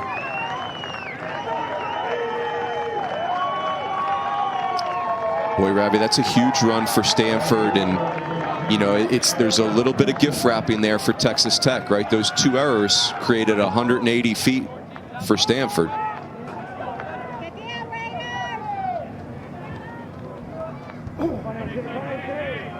Here's Adam Crampton, the shortstop. Ball 1.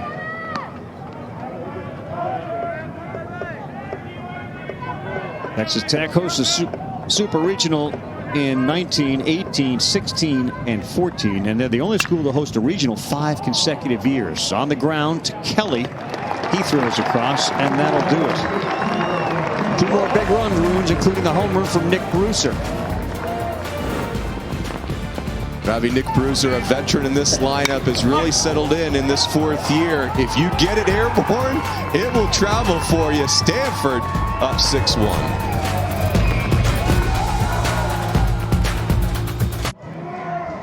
Think about it, on a day in which the temperature is over 100 and on the field it's even hotter, Brendan Beck's pitch count 10, 14, 9, 15, 11 has been incredibly efficient.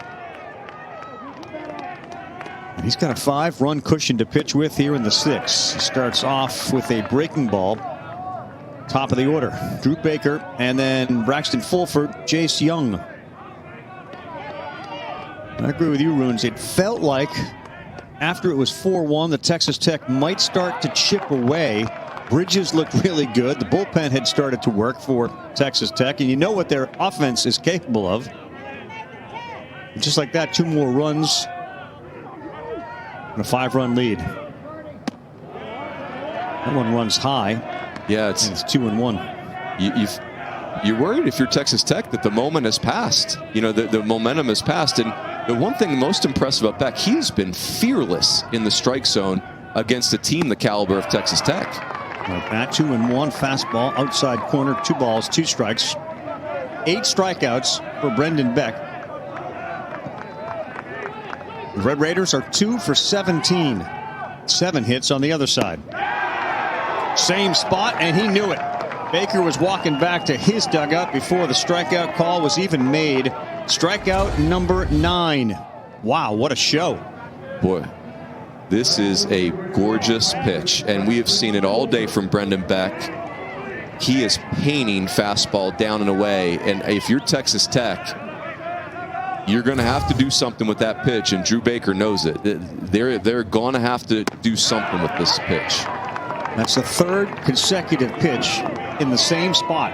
Braxton Fulford struck out and then grounded out to 3rd base. And here we are with Beck rolling just like he has all game in the 6th inning. 0-2.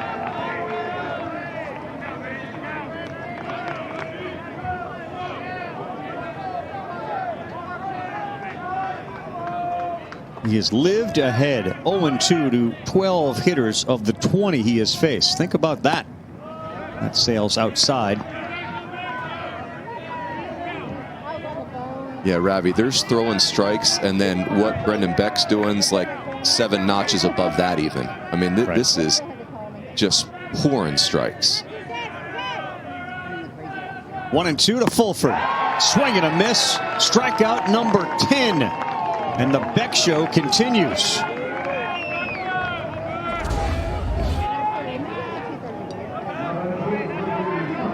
This is incredible, Ravi. It's, you know, what Beck is doing to the Tech hitters is he's staying 1 pitch ahead of them. Establish the breaking balls, and then they get used to that. Now he's back to the fastball. See how he handles Jace Young here. With a big lollipop curve for strike 1. This is command of all your pitches. Yep. And in the biggest start of his life, Beck ahead 0-1 and now ahead 0-2. Yeah, Ravi, I know Jace Young doesn't like that first pitch breaking ball for a strike, but when you're pounding the strike zone like that, that's a strike. You know, you get the umpire calling strikes, you're going to get more of it. Trying to strike out the side for the first time. 0-2. He won't do it. This one is hit to left center field with some carry. It's going to get down. Hop off the wall. Then it's misplayed out there. Young will go to 3rd. Here's the throw, and just Young is in there with a triple.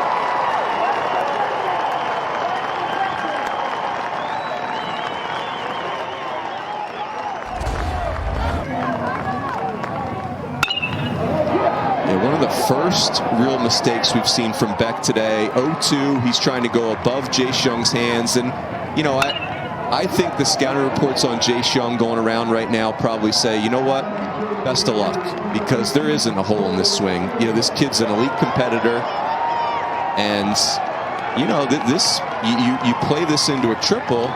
This could be a huge run for Texas Tech. Jace Young's your emotional leader. See if he can't get them going. Breaking pitch to Stillwell to start him. Young, that's his first triple of the year. He had one in a limited 2020. And it was ruled a straight triple. Stillwell trying to bring him in. Fastball, this one to right field towards the corner, and it's going to be out of play. And another 0-2 count. That's the most remarkable part of his performance, is he gets ahead and it's 0-2 on everybody. Yeah, no question. If you're Beck, though, I'd be really careful with Stillwell here. Stillwell and Conley have had some of the best swings against him today. Stillwell's got a home run. That was in the fourth. What do you do? 0-2. 1-2 on an outside fastball. Yeah, it's been the slider down and away and the fastball down and away. We just have not seen fastball in from Beck at all. I wonder if now's the time he mixes that in. Will not chase. Good take from Cole Stillwell. That is a great take. That is Beck's best breaking ball. And Stillwell takes it. Stillwell's locked in, Ravi. This is the most dangerous hitter for Tech right now. Only one 3-ball count from Beck. Misses inside on a close one, and for the second time, he sees a 3-ball count. Yeah, eventually Beck was going to have to do this. He was going to have to come in, and he misses up and in. That's a ball. It's the right idea. It's just not well executed. Something down the way seems like the ticket here. Trying to bring in Jace Young from third. 3-2. Popped up, and it's going to be out of play. He'll try it again. Boy, wasn't it? That Stillwell has been awfully impressive today. The at-bats have been on point. Yeah, and the 7th pitch of the at-bat are the most he has had to throw to any one hitter. All of a sudden, the pitch count starts to climb. 3-2 again. This one back up the middle and through, and Cole Stillwell delivers a big run as Young steps on home. RBI 32 and 33 in this game for Cole Stillwell, and it's 6-2. Big 2-out hit. This has been the bread and butter for Beck. Fastball down the way, and Stillwell just too locked in today. He's the one hitter in this lineup that is seeing Beck better than anyone. Jace Young trying to fire this crowd up.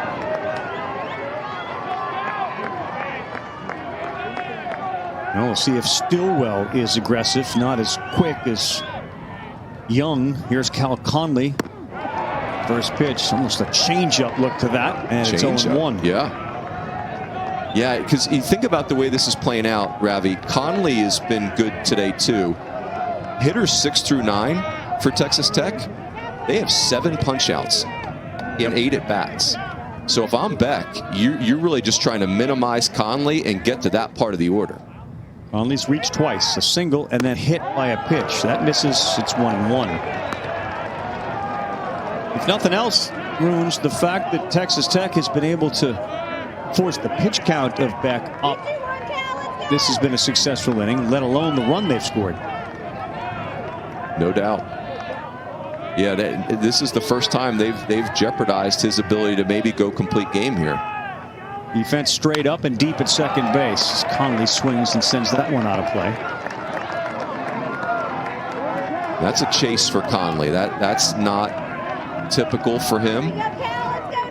Gets himself in a tough count here. So now if you're Beck, you got a lot of options. You could throw that slider to his back foot. I wonder if he wouldn't consider the changeup down and away.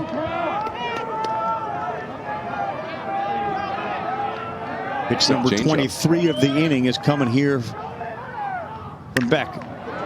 And this one is hit right at the second baseman, fielded easily by Tawa, and he'll throw to first. They do get a run, and it is 6-2. We head to the 7th, Stanford on top.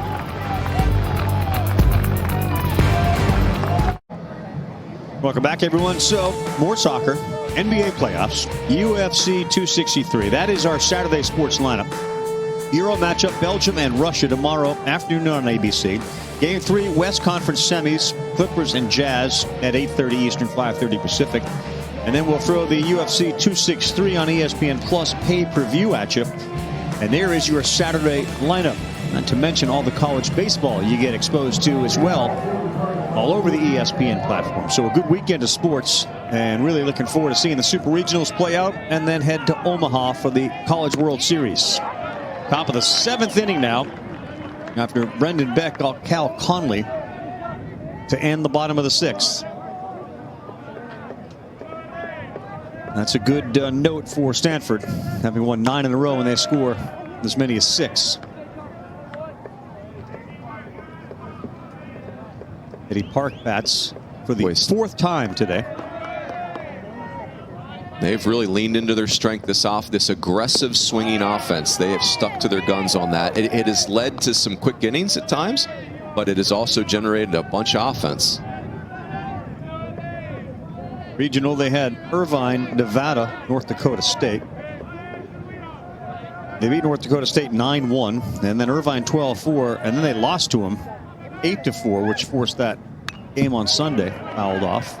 They won that one 11-8, but they used, and this may be something to keep an eye on for this series for David Esker, is in that final they used 8 pitchers. 6 pitchers to get through that game to Irvine, 8 in a win on Monday. So they just not, we talk about the lack of depth due to injuries for Texas Tech, Runes. What about the depth for Stanford's pitching in a 3-game series like this? Yeah, even less depth than Texas Tech. Stanford's pitching staff, when you get into the bullpen, it's very young. It's a lot of first-year freshmen, actually. So a lot of unproven guys. No, that's a mistake. Cal Conley had one hit right at him, and another error for Texas Tech. And that's been their day today. They have not been sharp from Jump Street. And last inning, the error and the wild pitch cost him, and perhaps the leadoff guy, Park, getting on is going to hurt him. And this was a play he'd make 90% of the time, 95% of the time. Yeah, you're Conley. The ball's hard hit, but he just never moves his feet and ends up having to play the hop that shows up. And the turf, it's going to move quickly on this turf. Kintawa homered in the first. Ball 1 from Brendan Girton. He's the 3rd pitcher that Tim Tadlock has called on today. How about that, Ravi? 19 of Stanford's 28 hitters have offered at the first or second pitch. I mean, they are up there hacking. Yeah.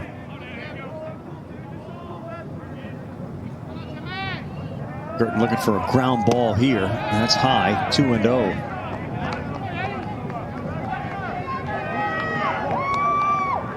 In 2008, the Cardinal have lost all 4 super regional appearances. And they had a tough one, right? They had to go to Starkville to deal with Mississippi State the last time they were in it. And I wonder if there's perhaps anything you can take from that experience into this year. Yeah, I think, Ravi, absolutely.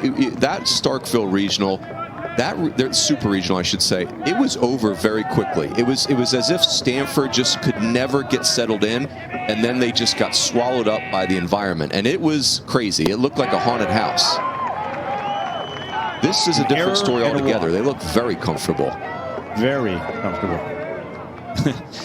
You wonder if some of them say to themselves, well, we're not going to Starkville. I mean, we're going to Lubbock. It ain't going to be easy, but we're not going to Starkville.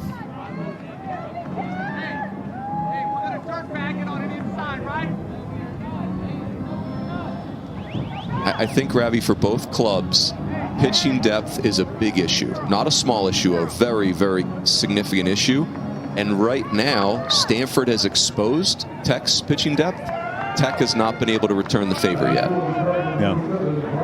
I would agree with that. And maybe Tim Tadlock's going to make another move. He's looking out to his bullpen. That meeting between the players and the pitcher were just to allow their next reliever to come in and get some more work done before he runs in. We'll check on the next pitcher for Texas Tech in a 6-2 game. 2 on, nobody out. Another threat for the Cardinal.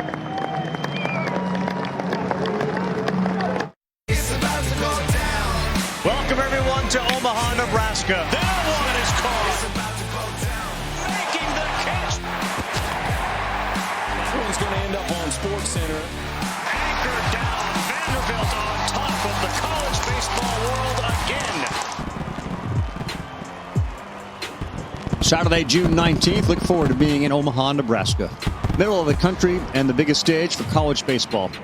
This is a number that probably appeals to David Esker, at least currently. 80% of the teams to win Game 1 of the Supers advance to the College World Series. So good start for Vanderbilt. They win 2-0 today. And so far, so good for Stanford, leading on the road in Lubbock. And in a 4-run game, bullpen move by Tim Tadlock. As he goes to the lefty, and that's Eli Reichman. And another guy who has not a ton of experience. Yeah, this is, you want to, I take this as a great compliment to Brendan Beck, because this is a 4-run game in a ballpark that is, the ball is exploding in the outfield. And, you know, Tim Tadlock's going to a reliever that's barely thrown this year, almost like he's pitching off, almost like you're trying to save arms for games 2 and game 3. Yep. And that's where it becomes a little bit of chess match, is managing your arms in a very short series. 5 appearances last year out of the bullpen. Remember, Texas Tech was really good in that shortened season. They were 16-3. They were number 1 in the polls for the first time since 1997.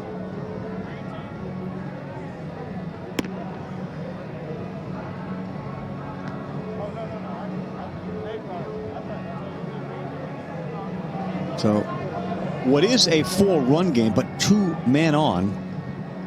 And Eli Reichman now out of Houston, Texas, the lefty, will try to keep it there. This is not an enviable spot. You have to deal with 3, 4, and 5.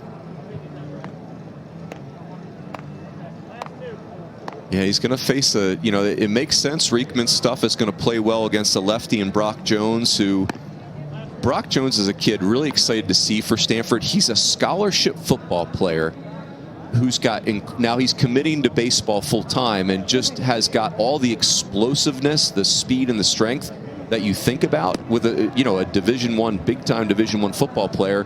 But he's a left-handed bat and has really had a nice year. And I mean, this kid's got major league upside as a position player as he gets his reps up. But you wonder how he'll face a really good left-handed reliever left on left here. The center fielder, and he's got tattoos. You can kind of see him there on both arms. Coach Esker says he is, and look, Esker's been around. He said this is the most charismatic player he's ever coached. It was a safety for the football team. The football team, the head coach, they've come out, cheered him on, been very supportive as Jones decides baseball is likely where it's at. And he looks at a pitch close, but called ball 1. I like this. Okay, so you're up 4. You need 9 outs if you're Stanford. They ain't bunting. David Esker, again, to quote him, we can't be careful. They're not being careful here. That one got him on the helmet, it appeared, so he will go down to first. The bases are loaded, and Texas Tech is in a whole bunch of trouble now, trailing by 4 with nobody out. Yeah, and if you're Tim Tadlock, I don't know that you leave Reichman in here to face a really hot right-hander in Cody Huff. And there's, you know, that's Brock Jones saying, I've had way worse things hit me in the head in football. That's no problem. Breaking ball. That was a fly. You're right. That was a fly. Yeah. He already called the bullpen again. So 1 batter, 1 pitch. Reichman done. And the door is open again. And will the floodgates soon follow for Stanford? They lead at 6-2. And they have them loaded. All right, so let's focus a little bit on the Stanford Cardinal under David Esker in his 4th season. He is 132 up, 52 down. And that's the type of program he's building. And he'll tell us he believes that this team regardless of the outcome this year, Runes is going to be better next year, or could be better next year. Their history, they have won the national championship twice. 87, Esker was the shortstop on that team. And there were a lot of other really good players. 80 Sprague, what about Jack McDowell? 88, Lucina was a Cardinal. 3 times they were national runner-up in 2000, 2001, and 3. And they made 16 appearances in the College World Series going back to 2008, their most recent. You watch him, and you said their aggressive nature, that's who he wants to be. And he was, Esker, a 3-sport star when he played in high school and then became a baseball player in college. Yeah, and I think clearly Stanford is on the trajectory to be a national power again in baseball. It's such an attractive program. You know, you're playing in a great league. It's an unbelievable education. It's Northern California. I think about just at the turn of the century, from 99 to 2003, Stanford went to the College World Series 5 straight years. Think about how crazy that is. In 3 of 4 years, they played for the national championship. So they're trending that way. I think the challenge for this team, and we'll see if it gets exposed in this super regional, Ravi, is their highest velocity arms are just babies. They're true freshmen. And I think David Esker would like to, you know, not expose those, not overexpose those guys. But again, the trajectory of this program is straight up. Looks like Levi Wells, who's the freshman out of Port, Texas, 6 foot 200 pounds, is going to be on the mound now for Texas Tech. And a lot of times, Runes, you know, an inning like this, when we're late in the game, 7th inning, you got a pitcher, Beck, who's rolling along.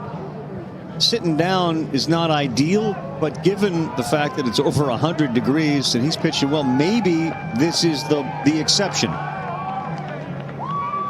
Yeah, I would say from a physical standpoint, no question, a little rest could do him well. The only thing is he's so sharp and so locked in, you'd hate to see him lose that. So he hasn't pitched in 12 minutes. If you want to keep an eye on that, it's 5 after 4 where they are. First pitch, strike 1. And the temperature is now 107 degrees. Asked Tim Tadlock, they have fans in those dugouts? He said, I don't know. If they did, they'd just be blowing hot air around. That's right. Cody Huff with the bases loaded. Park at third, Tawa at second, and this one is driven to left field, and that is fair and into the corner. Cody Huff brings in 1, 2. He goes to second with a double, and yes, the gates are open. Huff delivers his second double of the game, and it's 8-2 Cardinal. Wow. I mean, Ravi, this is a breaking ball. They are swinging. Hanging breaking ball. Cody Huff works inside the baseball and keeps it fair. Really hard to do. Almost runs it out of here. Stanford hitters, they are in swing mode and they are dialed in. Fear the stash. Cody Huff continues a torrid postseason. Now Robinson, first pitch, ball 1 from Levi Wells. All Cardinal today, and it started in the first inning when they scored 4 runs.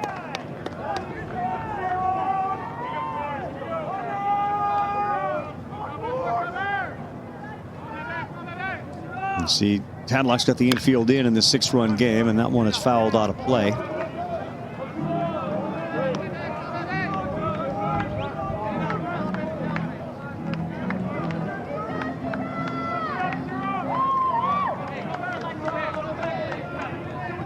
West Coast team that lives by the home run. The catcher with an offensive performance in the postseason, the 2 grand slams and now 2 doubles.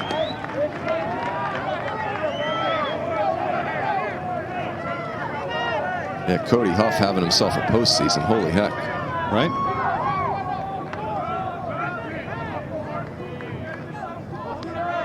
Brock Jones is at third, Huff is at second, and Robinson is behind 1 and 2 with nobody out in the top of the 7th.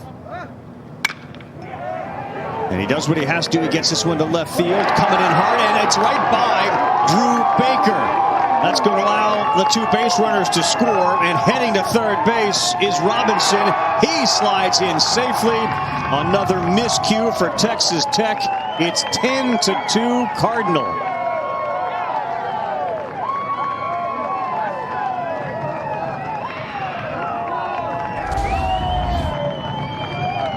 Just very unusual, Ravi. Texas Tech, this is a tough place to play defense. They usually do play very good defense in spite of that.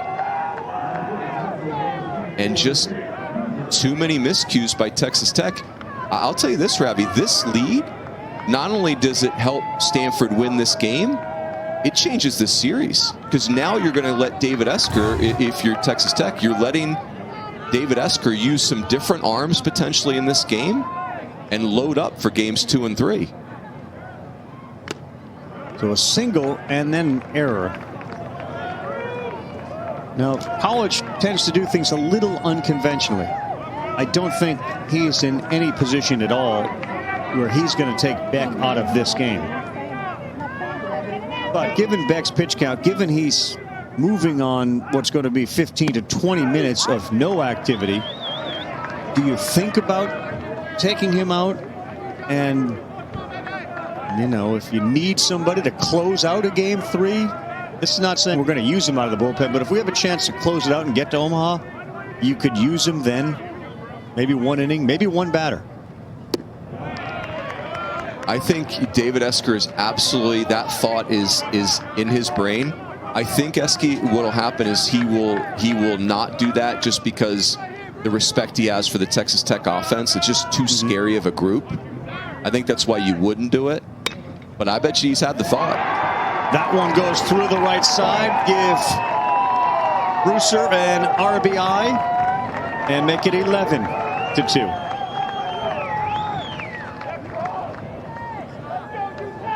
And it has gotten very ugly in Lubbock today. Yeah, and Ravi, look at this 2-strike approach by Bruiser. Just taking the breaking ball and getting some barrel to it. Infield's in. You feel like contact's got a chance to get you the RBI. Boy, that's just beautiful 2-strike approach. 5 runs in the inning, 7 in the last 2. On the ground, Kelly backs up, goes to second for 1 to first. Double play. Good turn, parking Kelly and Jace Young. But a little late.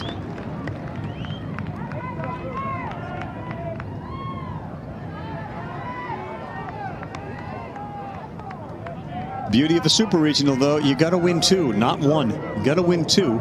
And this Texas Tech team is more than capable of putting back-to-back games together, barring a comeback today. Tommy Troy with 2 down, squares to bunt, and breaking pitch misses high. You know, getting way ahead of myself, Ravi, you do think if you're David Esker and you're Stanford, the way you're winning the Super is you've got to win Brendan Beck's start and you've got to win Alex Williams' start. You really don't match up with Tech in a game 3 unless your offense is just going to go crazy. And you know, given today, that is in the realm of possibilities. But the potential game 3 starter is their closer, Zach Gretsch, who's a submariner. Yes. So you would believe, I would think that David Esker is going to take Gretsch out of play today. Try and get those last 9 outs and protect for Gretsch. Sure, no doubt. Williams will be making his 23rd career start when he starts game 2. That's a good breaking ball in there for a strike. He's 3-2 on the season, the junior. Against North Dakota State, he allowed a run over 7 innings. He threw 104 pitches last Friday in him. Swing and a miss, and that'll do it for the Cardinal. But a whole bunch of runs have changed this game badly. And how about 3 errors for Texas Tech today?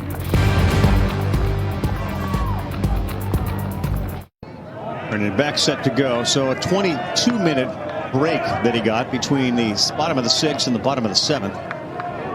But I'm thinking he'd trade the runs. He'd be happy to trade the runs for the 22-minute break.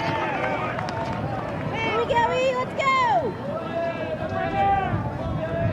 11-2. He takes the mound with 10 strikeouts.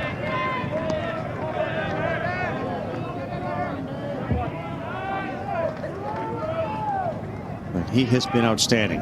12 strikeouts, a career high. 2-1. That one is out of play, so he's got a chance for another one.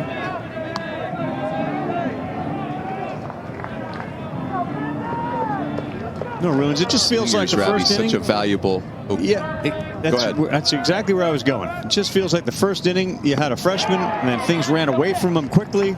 They let the emotions get involved. And when Beck went to the mound with the lead, you had a freshman who was already comfortable, and he's got a 4-0 cushion. And, you know, the idea that it's 11-2, it just feels like you've seen so many of the games where a team, whether it's 4 runs, 5 runs, I know in college it's a little different, but you know, you kind of, as a manager, going to make, or a coach, you make your decision. Which direction am I going in with my arms and my pen?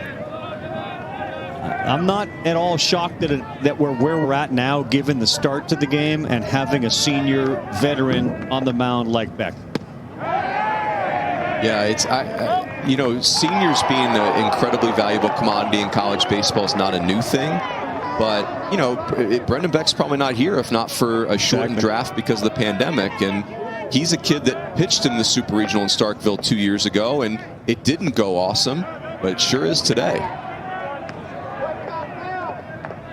So he's got 11 strikeouts, 1 shy of a career high. Nate Romback. How many pitches is he capable of throwing? How many do you think Esker will let him throw? That ball is hammered into left field, and a Romback single with 1 out.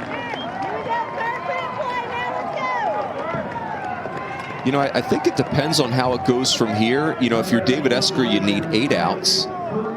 You know, Beck has cruised. It's hard to know without, you know, being in the dugout with Beck, how is the heat affecting him? But just the stress level has been fairly low.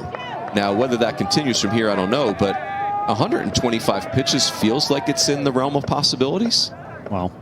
On a 111-degree day. He has thrown 126 in a game. Yeah, it's not NorCal, that's for sure, right? It's not. No. This is not. It's not what the starts look like in Palo Alto. Kurt Wilson, and next up Parker Kelly are 0 for 4 with 4 strikeouts.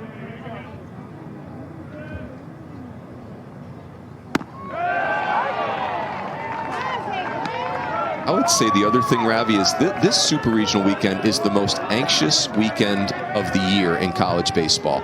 It's more anxious than even Omaha, because if you're in Omaha, you've had a season you'll remember for a lifetime.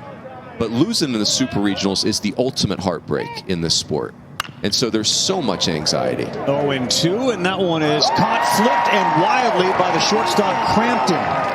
So Texas Tech now will have 2 on. I'm not sure Crampton was going to have a play at second base. We'll call that a base hit. What he did do by cutting it off, though, is prevent Romback from going to third base.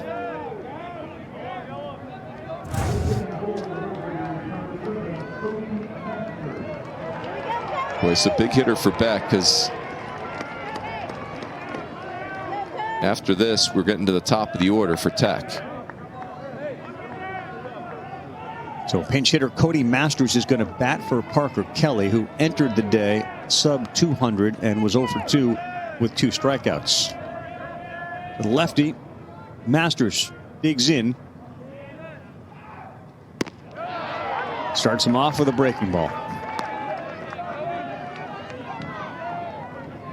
He commands these breaking balls, Ravi, like it's a remote control. Just any time he wants it for a strike, it's there.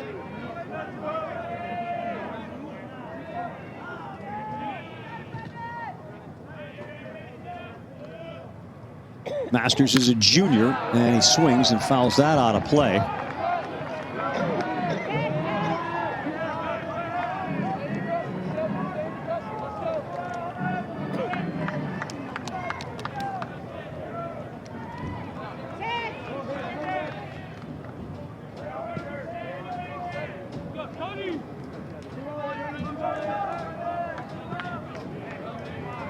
on 97, 7 home runs for Cody Masters.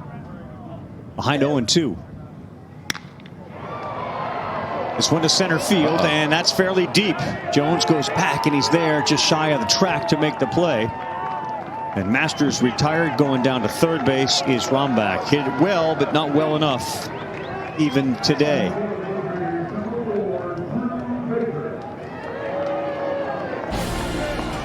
Sunday Night Baseball, it's the Cardinals and the Cubs. We saw Anthony Rizzo on the 14th pitch of the plate appearance against the Cardinals hit a ball out of Wrigley. And the Cubs and Cardinals doing battle right now. We'll be able to see him Sunday at 7 Eastern time. It is preceded, of course, by Baseball Tonight's Sunday Night Countdown. Our coverage starts at 6 Eastern ESPN, the app, and Baseball Tonight Sunday Night Countdown. We'll give you the full day's highlights and a preview of the upcoming Cardinals-Cubs game. Here's Baker with 2 down. Men on the corners popped up, and that one is not going to be playable.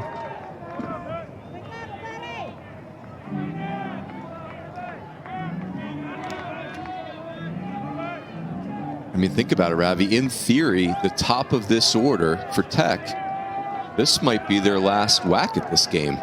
Yeah. The way this thing is going. And neither Baker, Wolford, or even Young until his last at bat had a hit. But the top of the order are 0 for 6. Baker 0 for 3. Wolford 0 for 3. 3 strikeouts between them.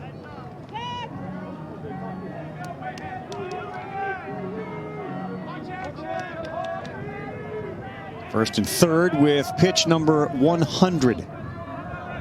Set from Brendan Beck.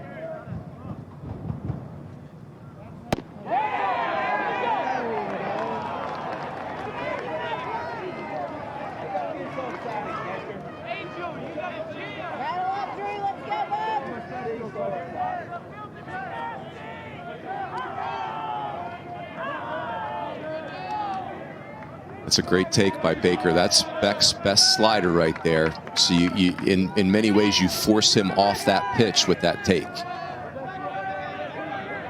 Rombach's at third. Wilson is at first with 2 down. The 1-2. That's another foul ball. Drew Baker having an unbelievable season in .356. 18 stolen bases for the leadoff hitter.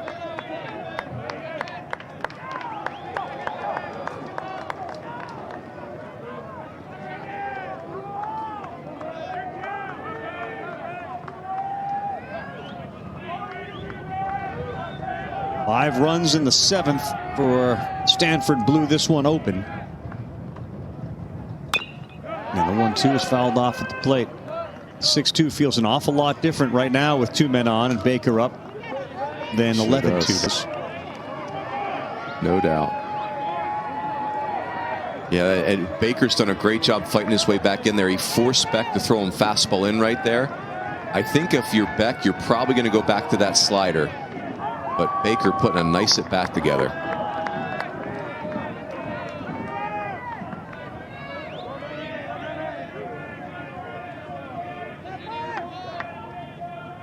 Senior Beck ready on the 1-2. Fastball, and he spoils another one.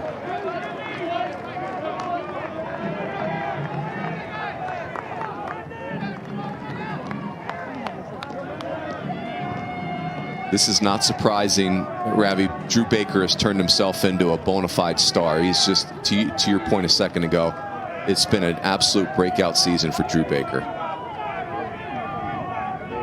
Houston Astros make a living fouling balls off. He's got 5 foul balls. Check it, make it 6 foul balls.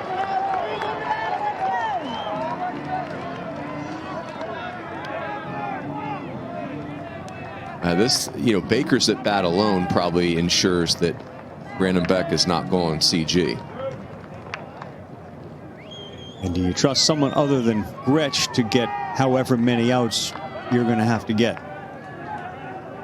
Yeah, and I think a lot of that has to do with what's the score going to be when you turn the ball over. This being a massive at bat. High and outside. 2 balls, 2 strikes. 8 pitches to the at bat of Drew Baker. Just missed, but it missed. And so this is as much as we've seen Beck pressured all day. Yep.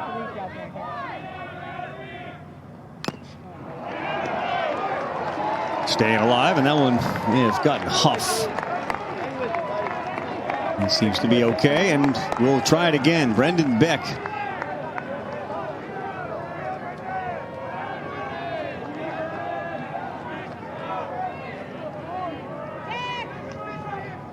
Senior who grew up in Corona, California,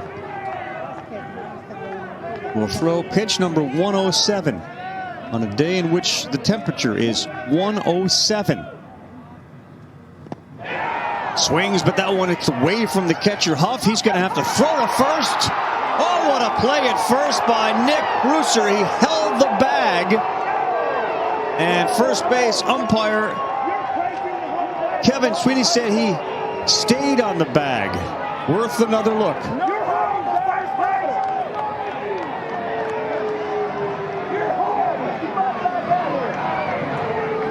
Boy, heck of a pitch by Beck to win an incredible battle with Drew Baker.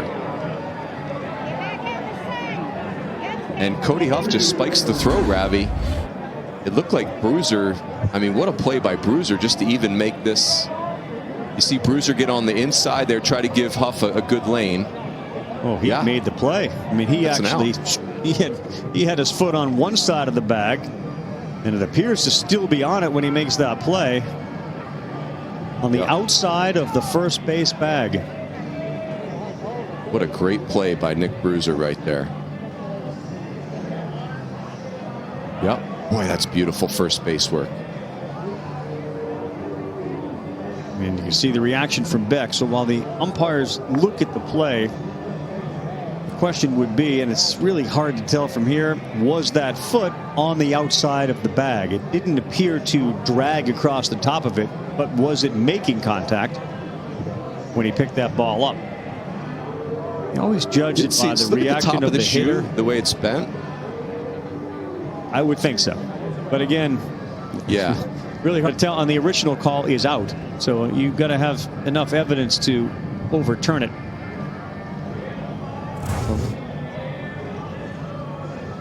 A lot of times you just go off the base runner. If he was pointing right down at Bruiser's foot, that would be a bigger tell. I love it.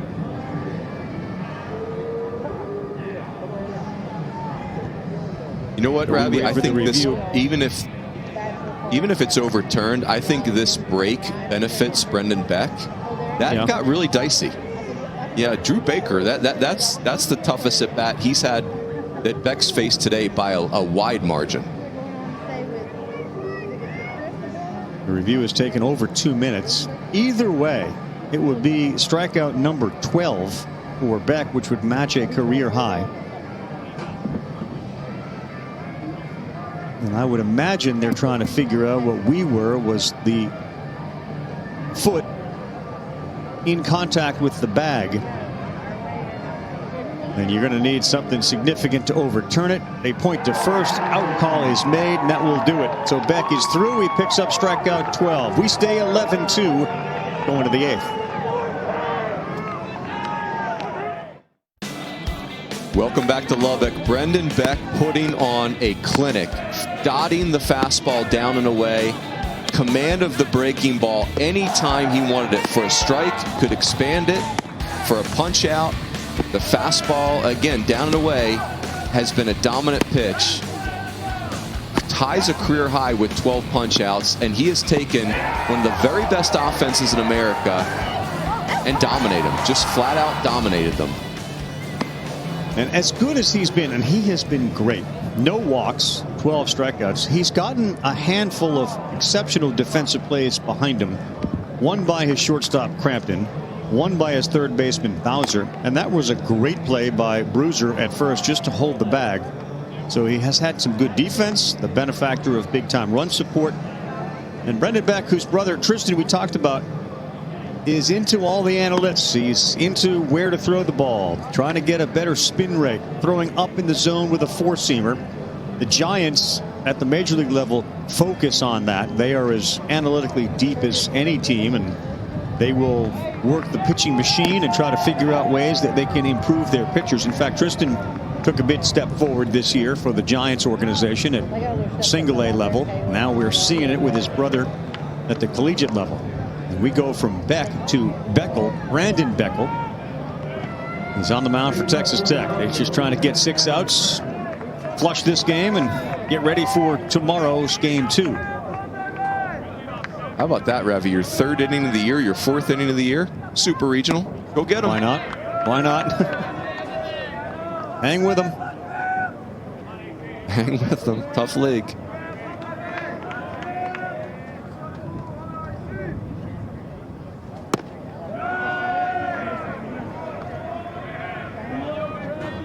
Texas Tech, Tim Tadlock, too, as a result of the game, his decision now on the mound. There have been a number of defensive changes that have been made. We'll get them to you as soon as we update those. But Eckel misses with that, and he's behind 2-0.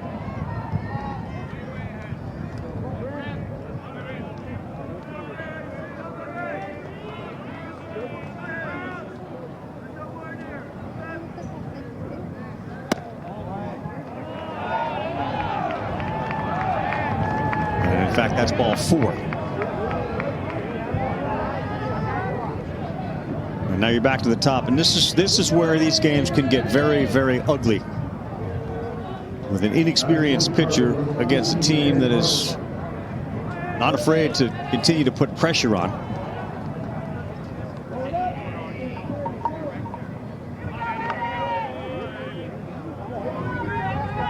Eddie Park, leadoff hitter.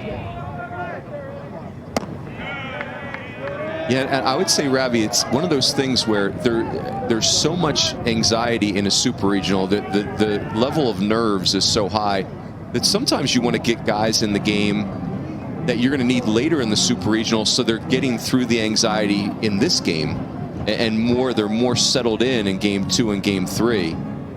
And as this progresses, especially if this inning does not go well for Texas Tech, maybe that's something David Esker's got a lot of true freshmen in his bullpen who are very talented arms, but have had very up and down seasons.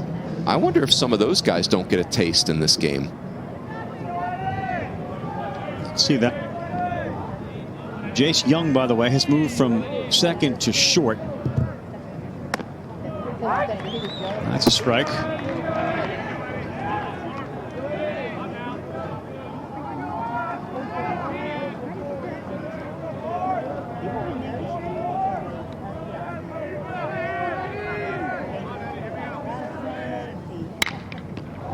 Back up the middle, off the pitcher and to third, and the throw to first is not in time, and that's the day for Texas Tech. That probably was an easy double play, which now results in no outs and runners at first and second.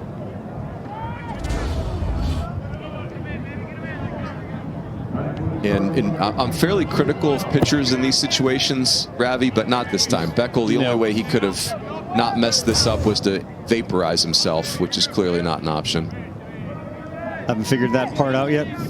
No analytics, no Sabres for that. No. Computers can't even help us with that one. That's off the plate, so 2 men on, nobody out, and the very dangerous Tim Tawa. I mean, think about how many freshman arms Tech has thrown in this game.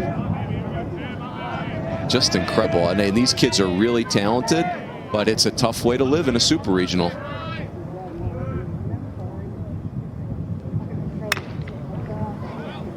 That's foul down the third baseline.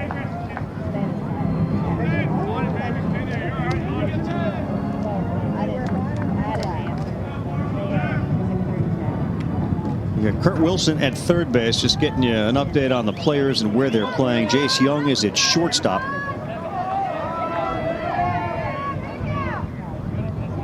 Drew Baker's at second base. Max Marusak is in left field. Dylan Carter is in center field.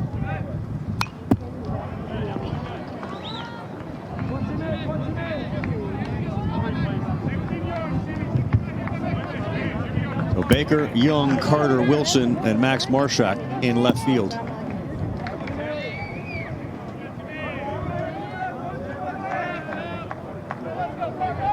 Nobody out in the 8th. Tawas had himself a day.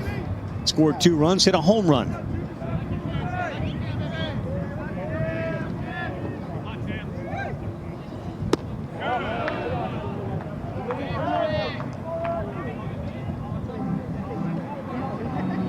You know, it's one of those things, Ravi, like ordinarily you might be critical of a catcher running out to the mound in the 8th inning of 11-2 game. But I mean, you know, if you're Braxton Fulford, you got a kid, Brandon Beckel. This is his 4th inning of the year. I can't even imagine the nerves he's dealing with.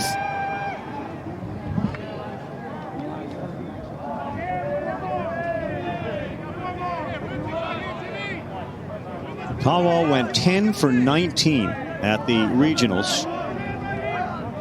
He scored 7 runs. He had 3 homers and 8 RBI. It continues here in the Supers. And a 2-2 pitch. That's a good one. He froze him and a strikeout.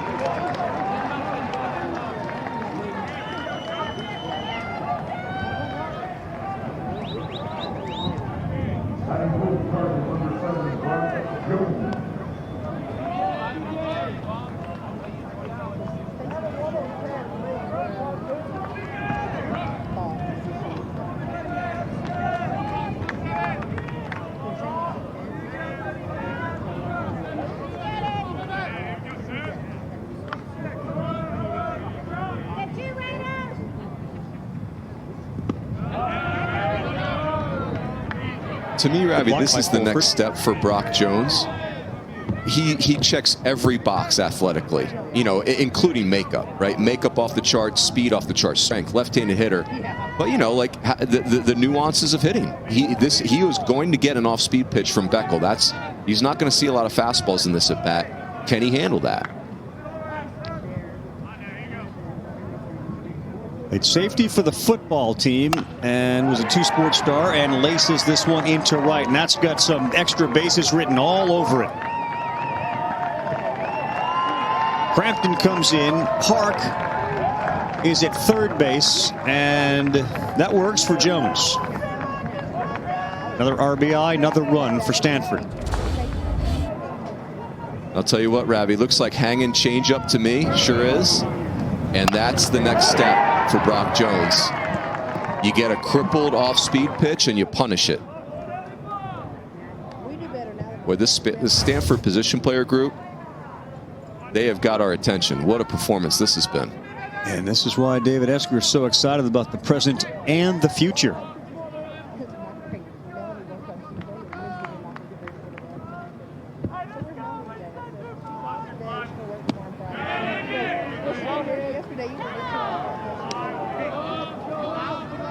Check swing, and Cody Huff holds up. Stanford has done a terrific job at situational hitting today. They have gone 7 for 10 with runners in scoring position. Infield back in with runners at second and third.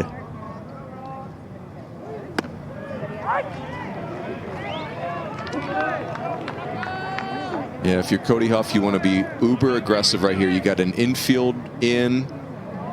Anything that you can lift to the outfield. What you don't want to do is get the 2 strikes and now you're putting strikeout in play.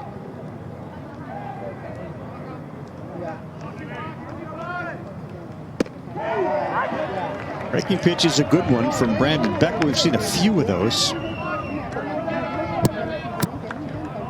Cody Huff's aggressiveness has paid off with 2 doubles. I was going to say, Ravi, every young arm Tech is thrown at you, you'll take them, right? Like these are talented kids. Agree. You'd rather they were juniors or seniors, but there's some serious arm talent on this club. You'd rather the game be closer than the 10-run deficit, but yeah, I see it, and he's going to get the benefit of a call that appeared to be way off the plate. But Huff strikes out, and perhaps everybody's feeling 107 degrees.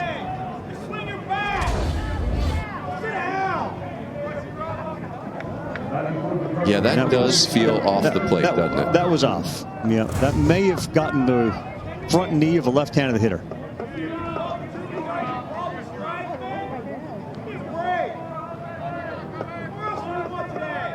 Christian Robinson. We asked Tadlock too, do you think, is there any advantage? You know, you living in Texas and that's your home, to this heat, because Stanford comes from climate where it's about 75 degrees. He said, man, it was 80 degrees last week. This just roared in here. We're not really used to it either, so I'm not certain there's an advantage for any team. This ball to left center field, and that's going to get down. Marshak has to chase it to the wall. It's picked up out there by Carter. And a double, and 2 more runs come in.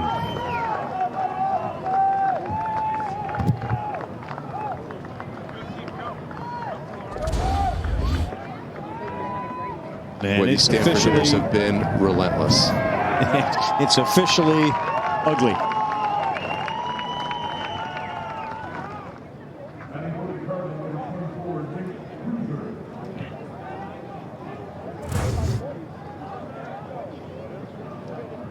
Well, I'll tell you, Ravi, I really wonder what David Esker is going to do now pitching-wise. You just need 6 outs.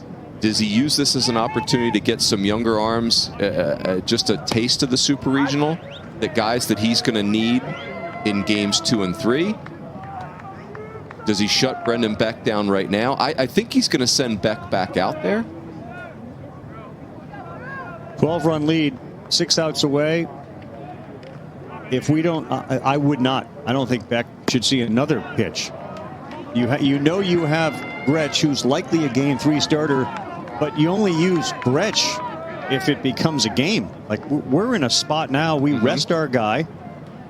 We either use him again this series to get an out if we need him, or he's really rested for Omaha. I wouldn't do that on a day like this with the heat the way it is. No tag, we have to go to first, and that's the out. So the top of the 8th is over. The only mystery left for us, will Beck come back to the bump?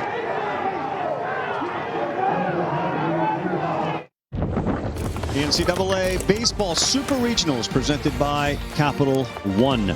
Mike Rooney and Carl Ravitch. All right, so we got Stanford up 14-2. Vanderbilt a winner already. Arizona and Ole Miss, 9 o'clock Eastern time. And the #1 team in the land, Arkansas, gets set for their showdown with Elliot Avent's team, NC State. NC State is currently rolling, and they got to deal with an Arkansas team that has been the prohibitive #1 most of the season. Arkansas 49-11. They won the SEC regular season and tournament.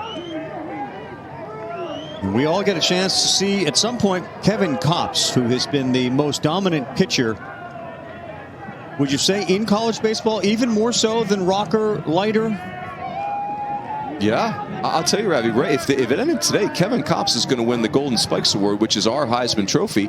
We haven't had a reliever do that since Darren Dreifert in the early 90s. So, yeah, it's been remarkable what Kopps has done, and it's been remarkable what Arkansas has done, considering they're starting pitching. I mean, think about it. You're the #1 team in the land. We're 4 months into the season, and their rotation is Wicklander, TBA, TBA. They don't even have a weekend rotation they can announce. But Just it's a beautiful numbers. team, Arkansas. I mean, they are so good up the middle. Yeah. Just some numbers on Kopps. Kevin Kopps, who pitched in all 3 regional games. He went 13 1/3, didn't give up a run. He struck out 15. There's a strikeout. And yes, by the way, that is still Brendan Beck on the mound, and now he has 13 strikeouts, which sets a career high. That was Braden Runyon who was at the plate. Kopps, 79 2/3 innings. Think about it. 79 2/3 innings, 6 earned runs, 120 strikeouts, and 15 walks. They do call the Kopps often. Like really often. Yeah. He's basically college baseball's version of Mariano Rivera, Ravi. It's one pitch. It's this alien cutter, and nobody can do anything with it. No, I've seen it. I guess the difference between Rivera is that Torrey would not use Rivera, in the 6th inning, 7th inning, 8th inning on consecutive days or whatever he's being used.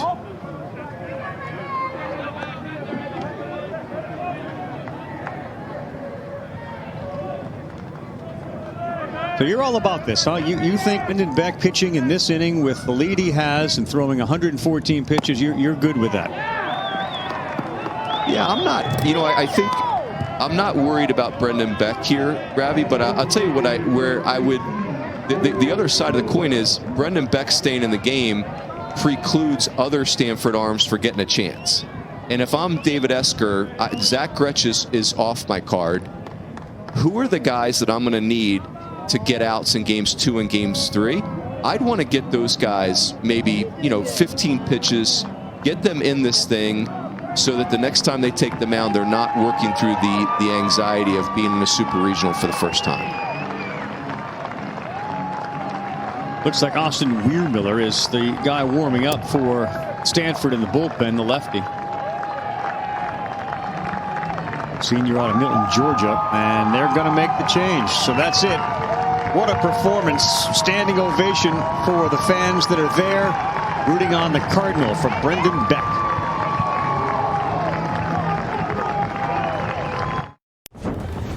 With this studio update, the #1 team in the country, Arkansas, getting ready to take on NC State. That game coming your way next. If necessary, we'll get it started on ESPN News. Carl? Thanks, Kels. How about NC State? They have 5 guys with 10 or more homers, 4 of them batting over 300. But how about throwing Arkansas or NC State up against Brendan Beck today? Advantage Beck still?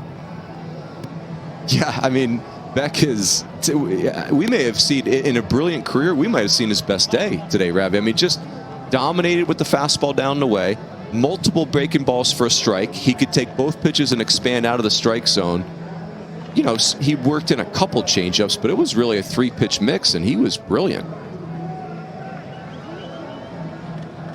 He leaves with 13 strikeouts, a new career high. 18 of the 30 guys he faced, he was 0-2 against. And now it's Austin Weirmiller who's charged with trying to get this thing to the finish line. At least in the short term. We'll see if David Esker wants to make another move. It's Cole Stillwell with 1 man down in the bottom of the 8th.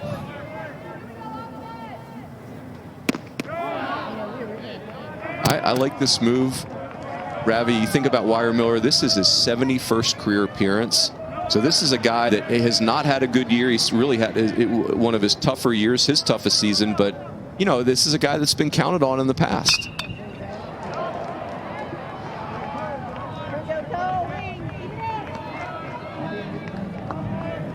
How many times have you seen through the course of a postseason in college, whether it be the regionals or the supers or even Omaha, where all of a sudden they kind of rediscover somebody, or the player, pitcher, hitter discovers a stroke, rediscovers the pitch that he once had, and they become an integral part of the run. Yeah, it's the Michael Roth syndrome, right? Michael Roth shows up in Omaha as this two-way freshman that's kind of sort of a reliever, and he leaves 2 years later as a college baseball Hall of Famer, right? I mean, it's just crazy. And there is a bit of a ride the hot hand approach. That's inside, 2-2, which you understand. But like a guy like Kurt Wilson, we talked about Wilson and what he's ultimately going to be, and there's still some indecision whether he's going to be a pitcher.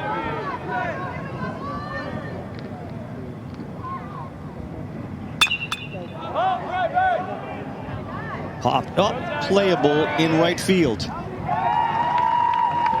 Robinson makes the play, and there are 2 down. That's been the difference in this game, or one of the differences, Ravi, is the fly balls for Stanford have gotten out of here, and right. we've Tech's had more fly ball outs than I thought were even possible in this park.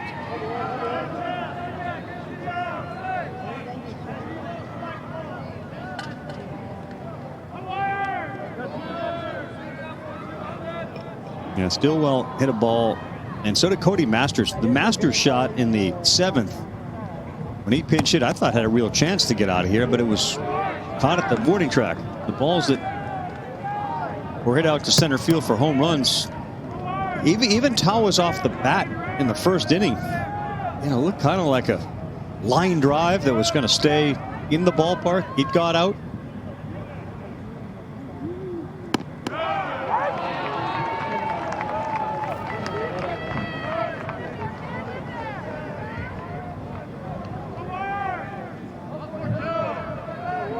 This is Dylan Carter.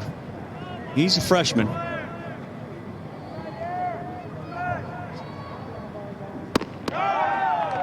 Two balls in the strike. That's the name to write down.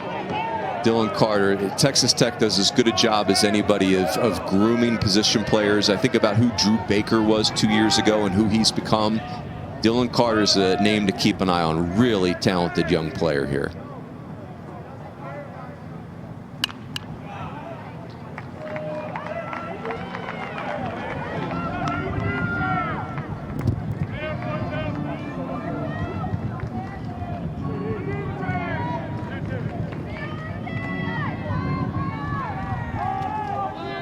Start of the season, Dylan Carter was on the shelf, and he is, as you said, a guy they're grooming. He's a really good outfielder. When they lost Noisy, they plugged Dylan in against South Florida. He was taking doubles away, and they realized there's something special here. He swings and misses at that. Miller gets it done. We're going to the ninth. Stanford 14-2. Arkansas, NC State on deck.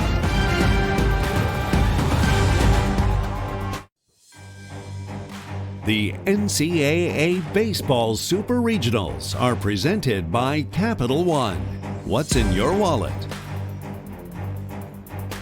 Mike Rooney, Carl Ravitch, and this is game 2 of 4 on this first day of the Super Regionals. All Stanford. You can see the crooked numbers they put up in the first, 6th, 7th, and 8th, and lead it 14-2.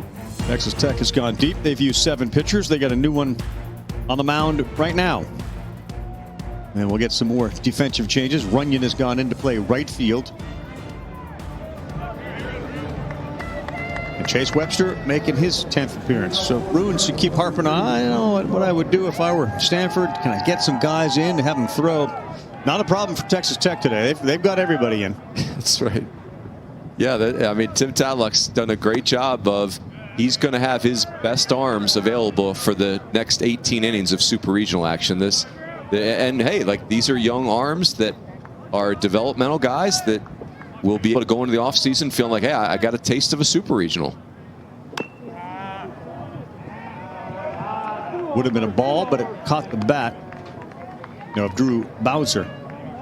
Bowser's a real interesting story. Again, if you weren't with us at the top, a terrific athlete. Heard Esker say, look, there'll be some guys who are going to say, why don't we move that 6'4" guy over to shortstop and let him run around over there and see how good he can be. Look out. That one was too high and tight.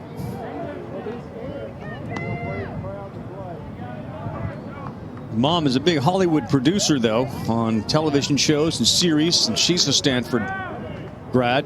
And it was always part of the plan for Drew to go and play for the Cardinal. It's one thing to have a plan. It's another thing to actually execute it, have the grades, have the athletic ability.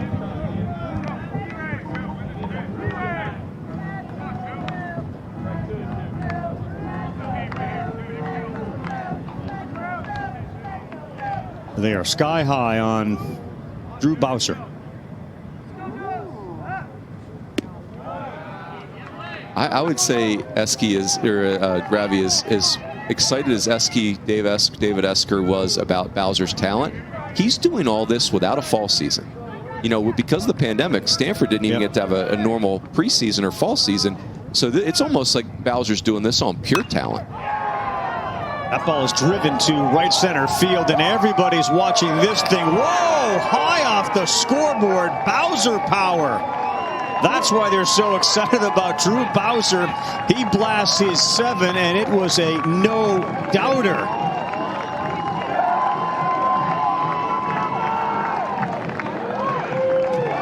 Oppo power from Bowser.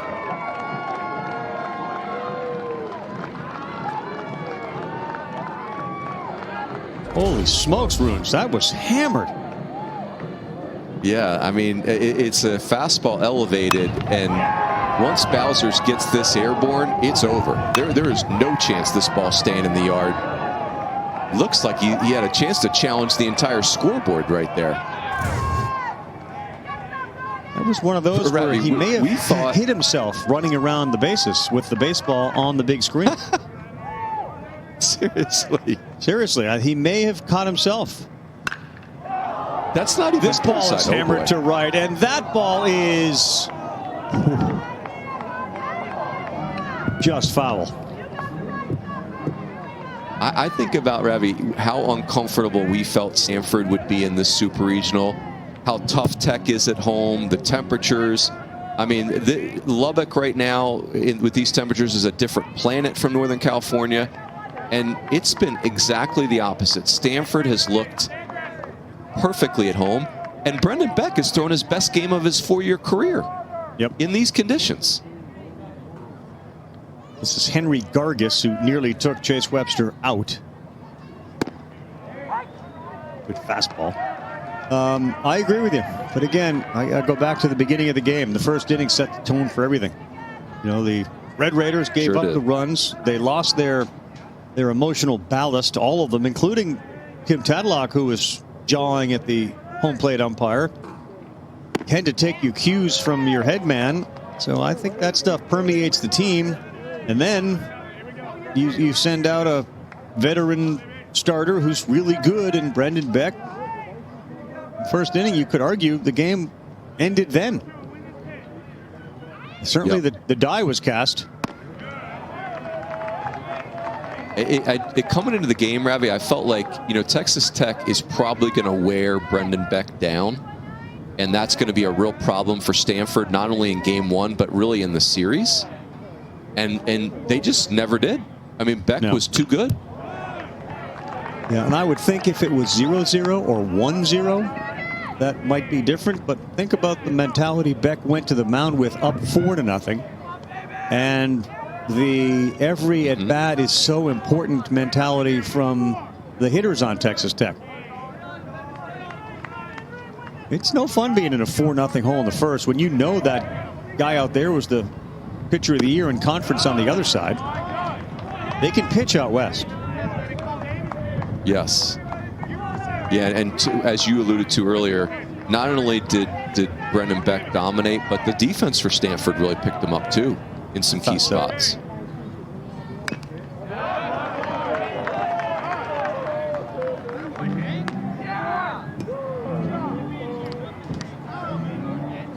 Beck family's got to be really pleased with what their second Stanford son did today. Brendan Beck, following in the footsteps of Tristan, a little bit taller. Brendan was that kid that played, though, up, so to speak, with his brother in all those games. There's a walk. Let's send it back to the studio. Matt Schick is there. Hey, Matty. Hey, Carl. Good to chat with you. Reed Johnston, ready to get going tonight. Oh, they're wearing the camos tonight for NC State, all ACC third team. That's going to start on ESPN News, NC State and Arkansas. When you guys are done, we'll move it over. Carl. All right, Schicky, thank you. So you want to follow that game? ESPN News. As soon as we're out of here, you'll be able to watch it right here on ESPN U.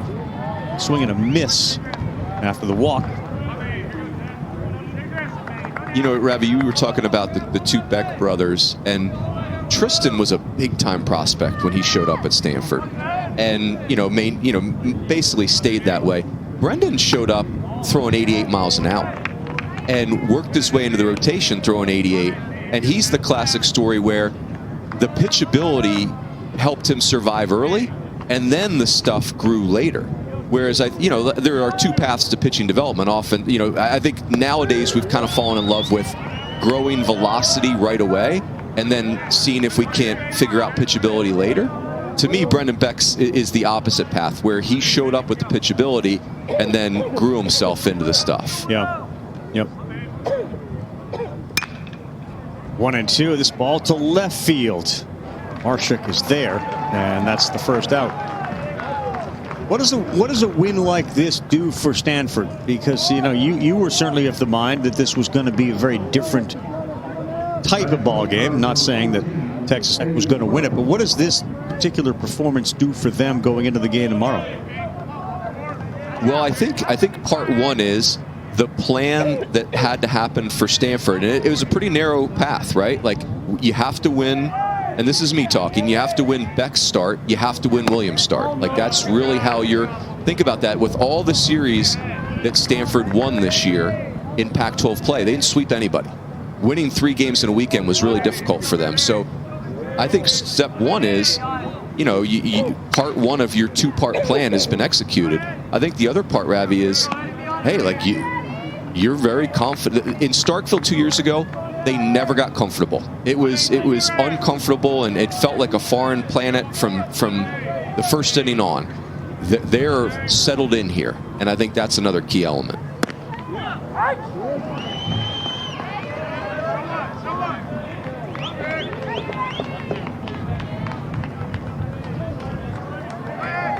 With the Cardinal, too, aggressive wearing black uniforms on a day in which it's 107 degrees. David Esker really leaning into the we're not just the smart, geeky kids with the pocket protectors, Ravi, right? Like, that's right. We're big, we're physical, we wear all black. I mean, you know, on 106 degrees. I like it.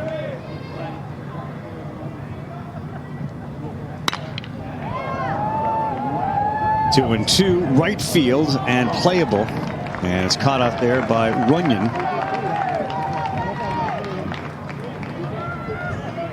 And there are 2 down.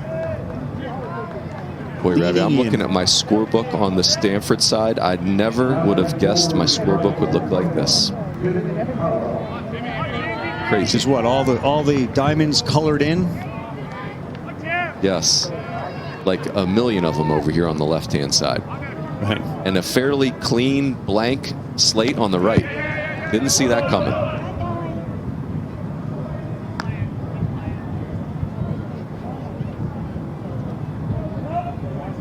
Well, the only innings that Stanford didn't put runs on the board, the second, the third, the fourth, and the fifth.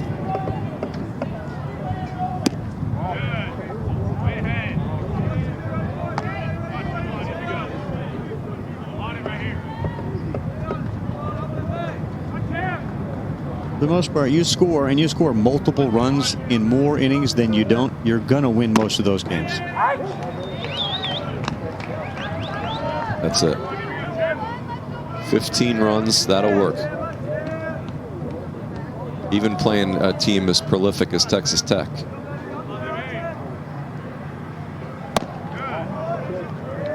Tennessee and LSU is going to get feisty, it feels like. Mississippi State and Notre Dame is a very interesting super regional. Yes. Big Nico. Big Nico. Tanner Allen hit almost 400. Yes, great player. Yeah, it's, you know, I looked at the Notre Dame regional, the South Bend regional, Ravi, and I thought, you know what? The committee didn't do Notre Dame any favors. Didn't give them a top 8 seed. Connecticut, Michigan, Central Michigan, who was a blast in this thing. And they just bombed that regional. I mean, just bombed it. And, you know, Mississippi State, they have more fastball velocity than any other staff in the nation. Just comical how hard they throw. Give a shout out to Tawa, who looked like he was ready to get back and get on the field again.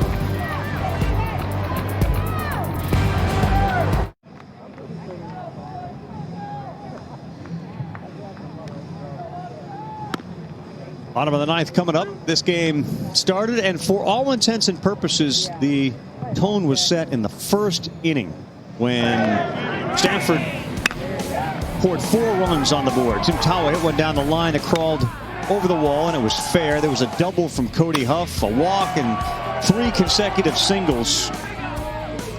And they were, as Texas Tech goes, off kilter.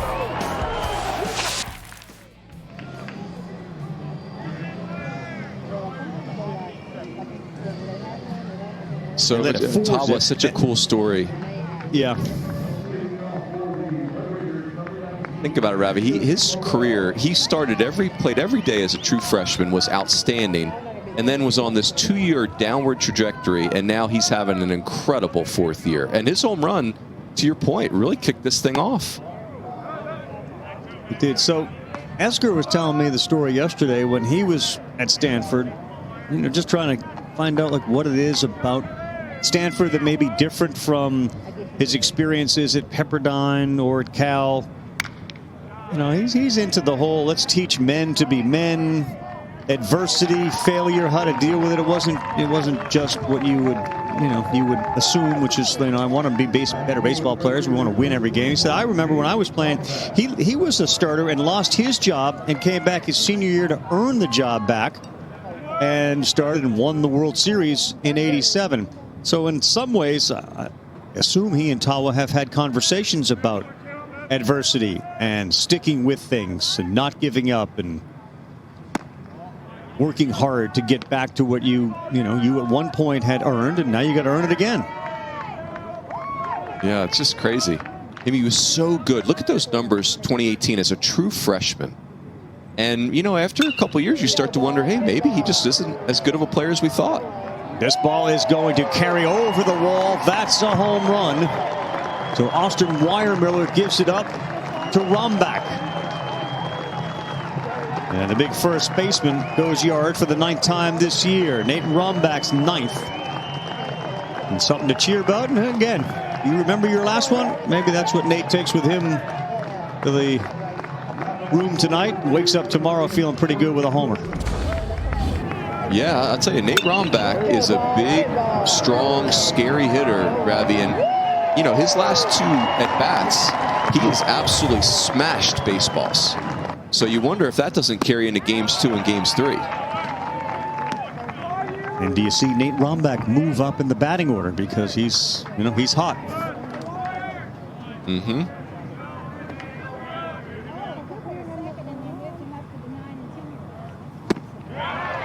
0-2. Patrick Montverde against Alex Williams, game 2. Is that what you expect? Yeah. Yeah, Montverde is a really cool story. He's pitched at every level of the NCAA for baseball. Division III, then Division II. Had battled some arm injuries. As he got healthy, his stuff really ticked up. It's still not a power arm. It's more pitchability. A traditional college lefty with 3-pitch mix. And Alex Williams for Stanford, ironically, also has dealt with injury. But Williams has got a phenomenal changeup, just an out-pitch changeup.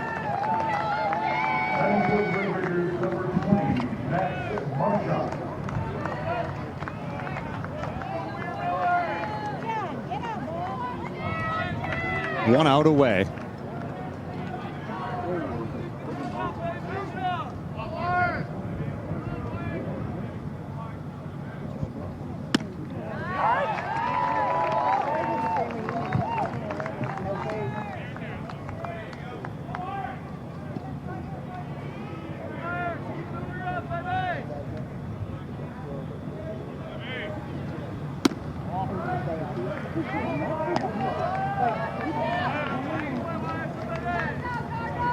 Weiermiller's not going to have, obviously, the numbers that Beck did, but combined, they have struck out 15. I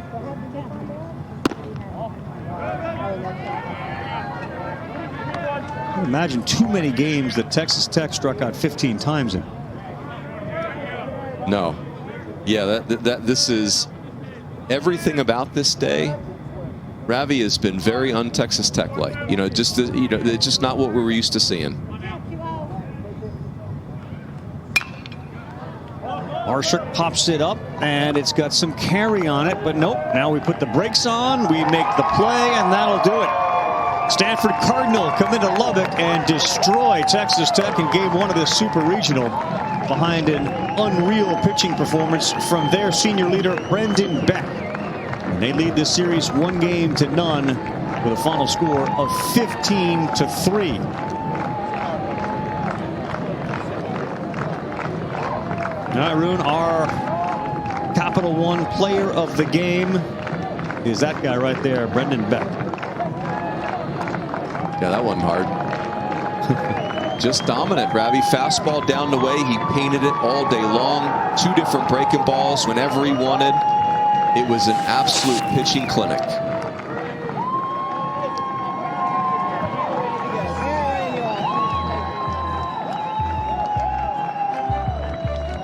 We are set for Arkansas and NC State, just underway, and it'll be on here in seconds. For Mike Rooney, Carl Rabbit, so long from Lubbock, Texas.